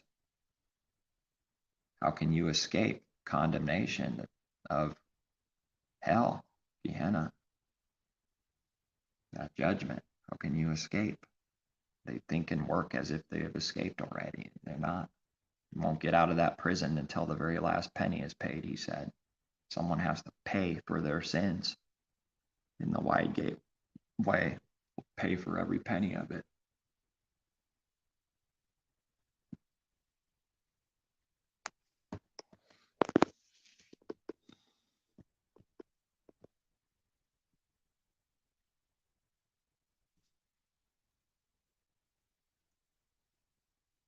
A week ago, I did a video, but it got taken down instantly, and it was counted as a strike, just a generic email. Copyright, I guess, somehow for showing on my screen here with streaming a little bit of what anybody can click and view themselves if they have internet and a mouse to click. Anybody can look at it at any time, but somehow appearing like a double image, somehow taking a video of what everyone can click is somehow some kind of sin. But nevertheless, the devil protects its things, and it was a strike, so then I couldn't post anything for 7 days.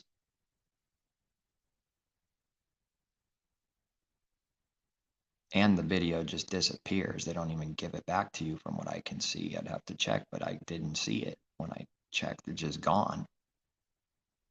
It's incredible. Nothing but hypocrisy everywhere. They just give you a generic, cold, dead thing. They don't even tell you directly because they can't, because no sin was done according to what they claim. Yeah, they got their rules and everything, but in reality, speaking about real sin, it didn't even cross my mind for being a deceptive scammer like it claims that you're a bunch of these generic things. This is the reasons: deceptive practices, scam, this, whatever, fraud, perversion. That's what it just dumps on you with the cold, dead, robotic copy and paste email. It's disgusting what humanity is. It's disgusting what these businesses and things are, because it's run by filth. It's just the truth. It's run by hypocrisy. They can never tell you through truth and directly because they can't. They literally can't do it. Just like someone couldn't with another experience with what I'm working for, doing deliveries. They got 3 different stats with their stupid program level. If you get the certain percentages, you could be up one program level or two. There's 3 program levels total: partner, pro, and premier. So now if your numbers aren't as good, the lowest one being a certain minimum, you'll be at partner level, the lowest level, which means you won't have access to the schedule first, but last, which means you won't be able to likely pick up hardly any blocks, which means you won't be able to be busy in this case. Called and asked how to show me how I have 69% on one of the stats. All of a sudden it changed and they all got dumped one Monday. Now it's the last 14 days instead of 30. The woman couldn't do it. She couldn't. It kept saying, here's what it says. I'm talking about the stat for schedule, not offers. Like she was mixing it up and saying, you rejected this offer or whatever, here, there. And I kept saying, schedule. I'm reading their own definition on the app. Not that this person created this, but still, I'm telling the person, I'm reading you what I'm talking about. They could not take my words and speak on them directly, because that's the proof that I'm in the right on this, that someone's literally trashing my numbers on purpose for no reason, without a cause.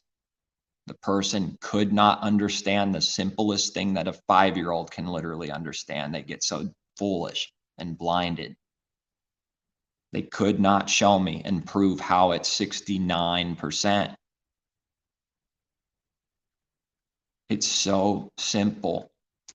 There's 3 stats. One of them has nothing to do with offers, but only the schedule, the blocks you complete and the blocks you may drop off, and the percentage of your total blocks you do. I counted only 2 drop blocks for 14 days. That's what it says, past 14 days. I did 26 total and dropped 2. I did 24 out of 26. That's 92%. Simple math. Division. Division is all it is in this world. I explained it simply, and they kept on trying to say that I'm saying it's something to do with offers. They could not speak about what I was speaking about, because the moment they do, I would be right. They would have to acknowledge someone is doing this on purpose. She couldn't do that. She's protecting someone else's sin against me, and that's what they'll do. She's protecting someone else's sin because she can't see her own sin. She does that in her heart herself. That's why she protected herself by protecting someone else that did that on purpose. Still doing it. I have no clue how it's 69%. I have no clue. Should be 92. They weren't able to tell me. I had to hang up. All the way to the end. She could not do it. It's so deadly simple. She could not just listen to what I'm saying and speak off of that. She mixed it with something else and then tries to sell me a deception and a lie as if I'm so blind and can't see what I'm talking about at all. They imply you're the fool because they're the fool. They cannot imply you're a fool because they're covering up sin without being a fool. Cannot do it. Just more witnesses and proof of that is one example. More proof of that to me. They're implying you are now secretly what they actually are in real time themselves, not me in this case with this thing. It did happen, and it's so simple. It's how simple it is, and they could not one stat of the schedule commitment rate percentage. Tell me what the percentage it is right now. It should not be what it is right now. It's like almost 30% off, or 20-something% off. Math so much lower than what it should be, making me all the way to the partner bottom level for no cause. It's screwed every second of every day, as long as the one thing is happening every day, being screwed every day. No one in the world.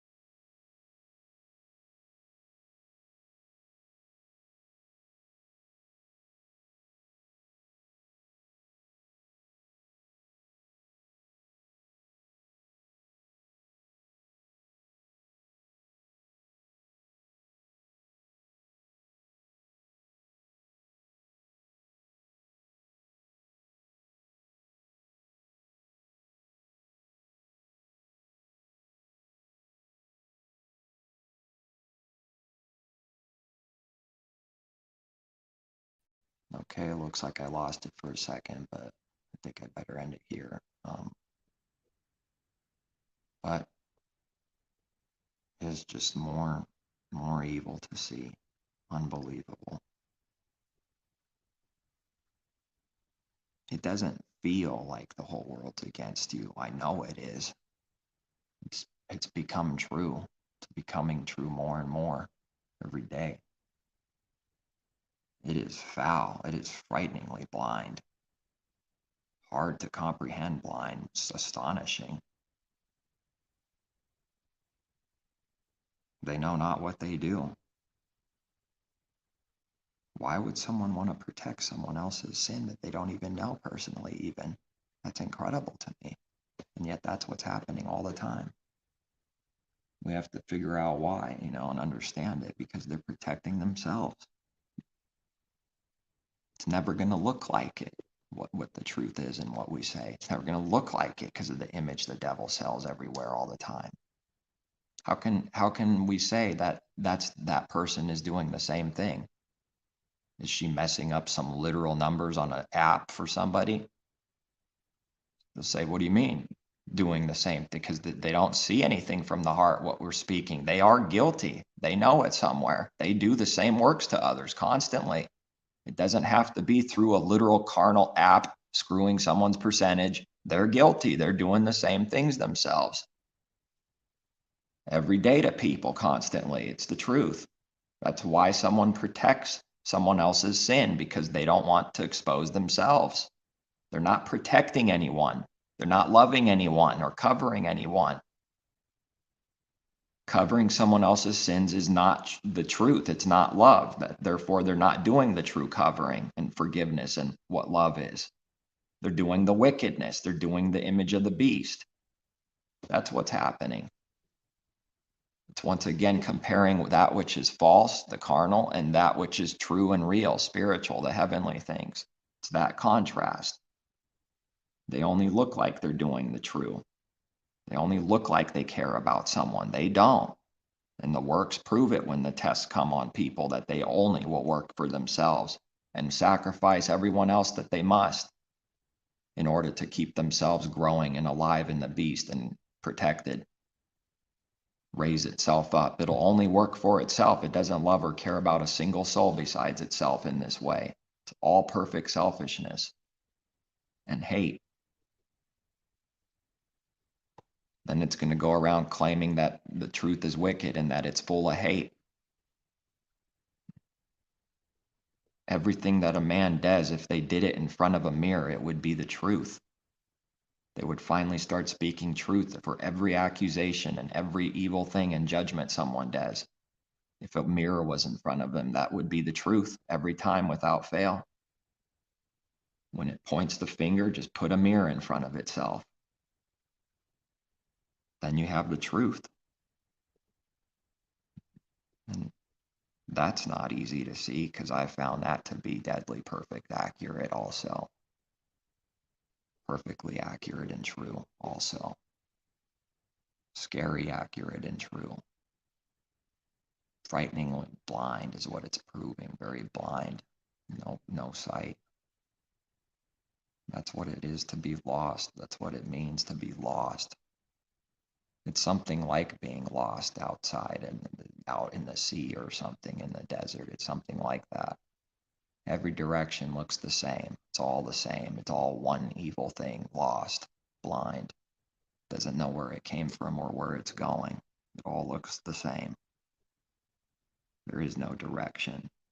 There's no path. It's crooked, going in circles, thinking that someone's getting somewhere, but in reality, the Father's making them go in a circle as a punishment while they believe they're finally at someone's end.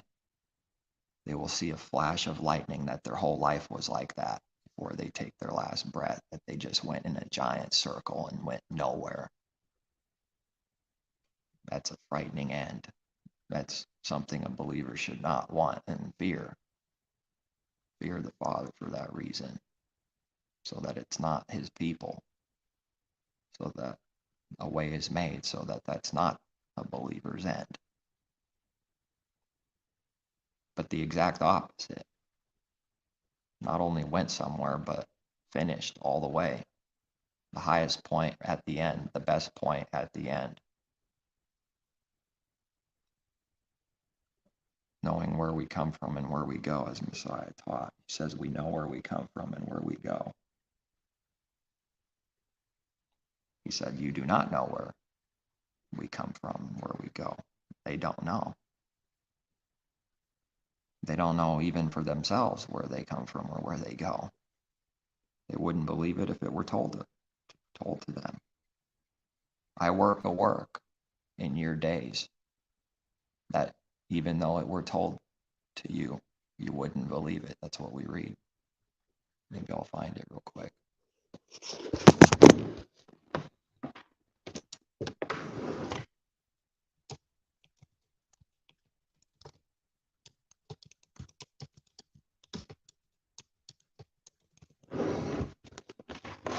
Habakkuk 1:5.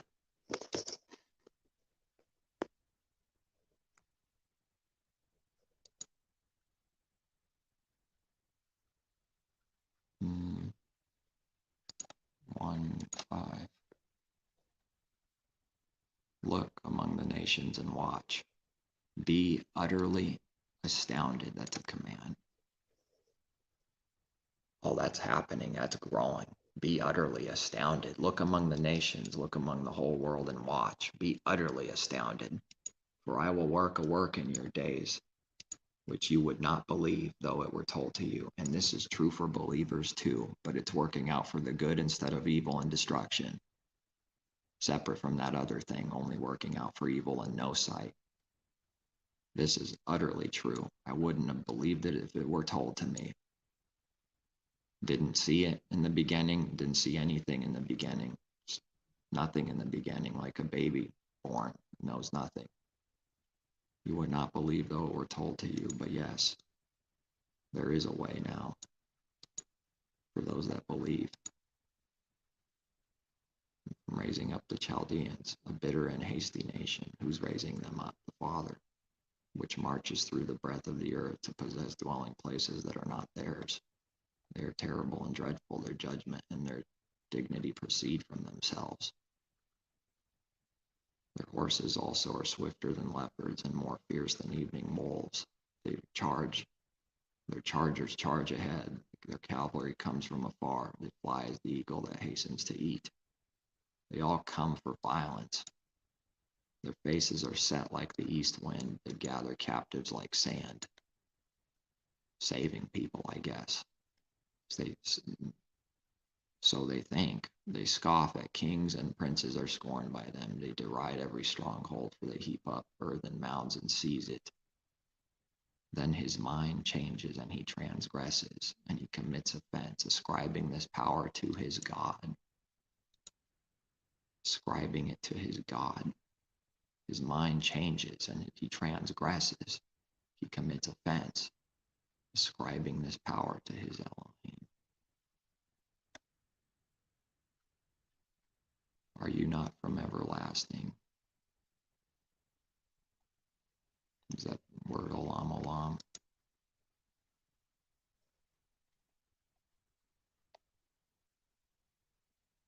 Or a different word? Yeah, the root. Oh no, it's a different word. Strong's H 6924. Kedem.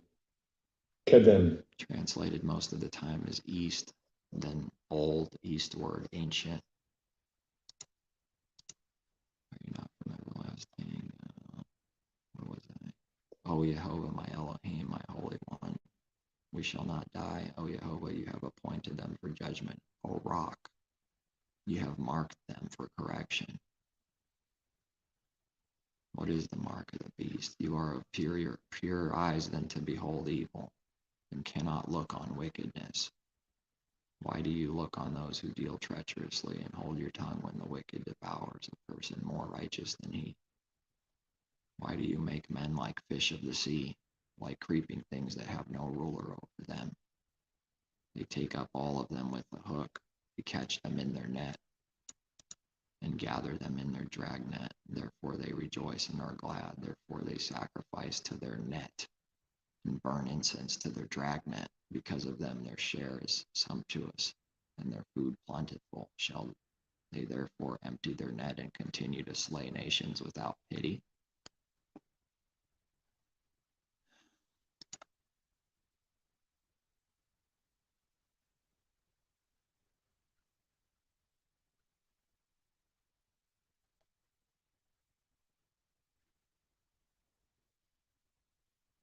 Jehovah answered me and said, write the vision and make it plain on tablets, that he may run who reads it. For the vision is yet for an appointed time, but at the end it will speak, and it will not lie. Though it tarries, wait for it. Or maybe the Father's calling Messiah an it in his whole way, just some monstrous it. There is no evil in it here, but the wicked do that, though. They do the evil. What do we read? The apostle quotes from here, doesn't he? Though he tarries, he will not tarry. It's always sounding contradicting. What is this speaking of? But at the end it will speak, and it will not lie. Though it tarries, wait for it. Lots of patience needed. The wicked will continue to mock and say, where is it? Where's the promise? Where is his coming? Because it will surely come. It will not tarry. Though it tarries, wait for it, because it will surely come. It will not tarry. Though it tarries, wait for it, because it will surely come. It will not tarry.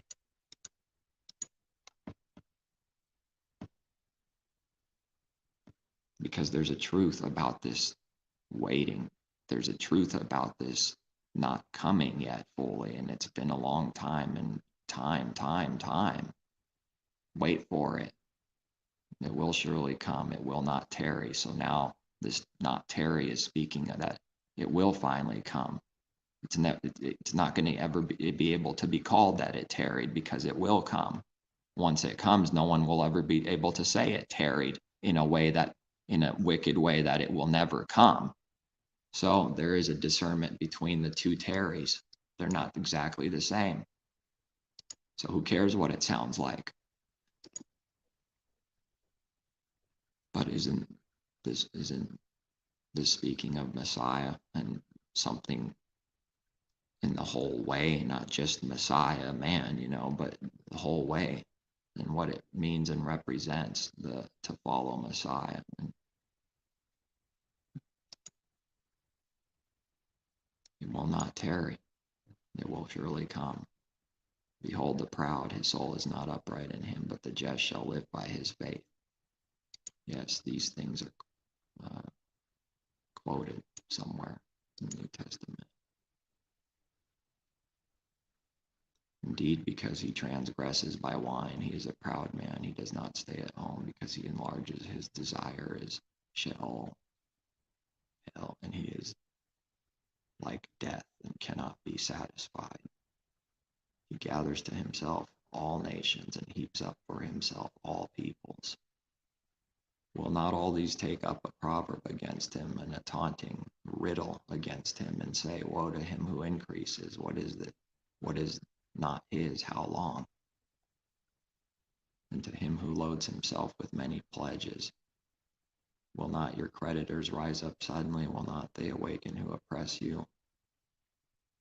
And you will become their booty, because you have plundered many nations. All the remnant of the people shall plunder you because of men's blood and the violence of the land and the city and all who dwell in it.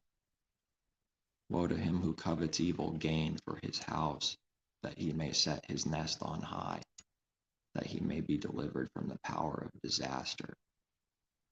You give shameful counsel to your house, cutting off many peoples, and sin against your soul. For the stone will cry out from the wall, and the beam from the timbers will answer it. Woe to him who builds a town with bloodshed, who establishes a city by iniquity. Behold, is it not of Jehovah of hosts that the people labor to feed the fire, and nations weary themselves in vain? For the earth will be filled with the knowledge of the glory of Jehovah, as the waters cover the sea. Here's some good news. Woe to him that they don't believe. Woe to him who gives drink to his neighbor, pressing him to your bottle. Yeah, it's rape and wanting someone to sin, even to make him drunk, that you may look on his nakedness, with the heart looking at his nakedness, wanting to see it. Woe to them that do that. You are filled with shame instead of glory. You also drink. Here's the judgment, and be exposed as uncircumcised. The cup of Jehovah's right hand will be turned against you, and utter shame will be on your glory. For the violence done to Lebanon will cover you, and the plunder of the beast which made them afraid, because of men's blood and the violence of the land and the city and all who dwell in it. What profit is the image, that its maker should carve it, the molded image, a teacher of lies, that the maker of its mold shouldn't trust in it to make mute idols? Woe to him who says to wood, awake, to silent stone, arise, it shall teach. Behold, it is overlaid with gold and silver, yet in it there is no breath at all. But Jehovah is in his holy temple. Let all the earth keep silence before him.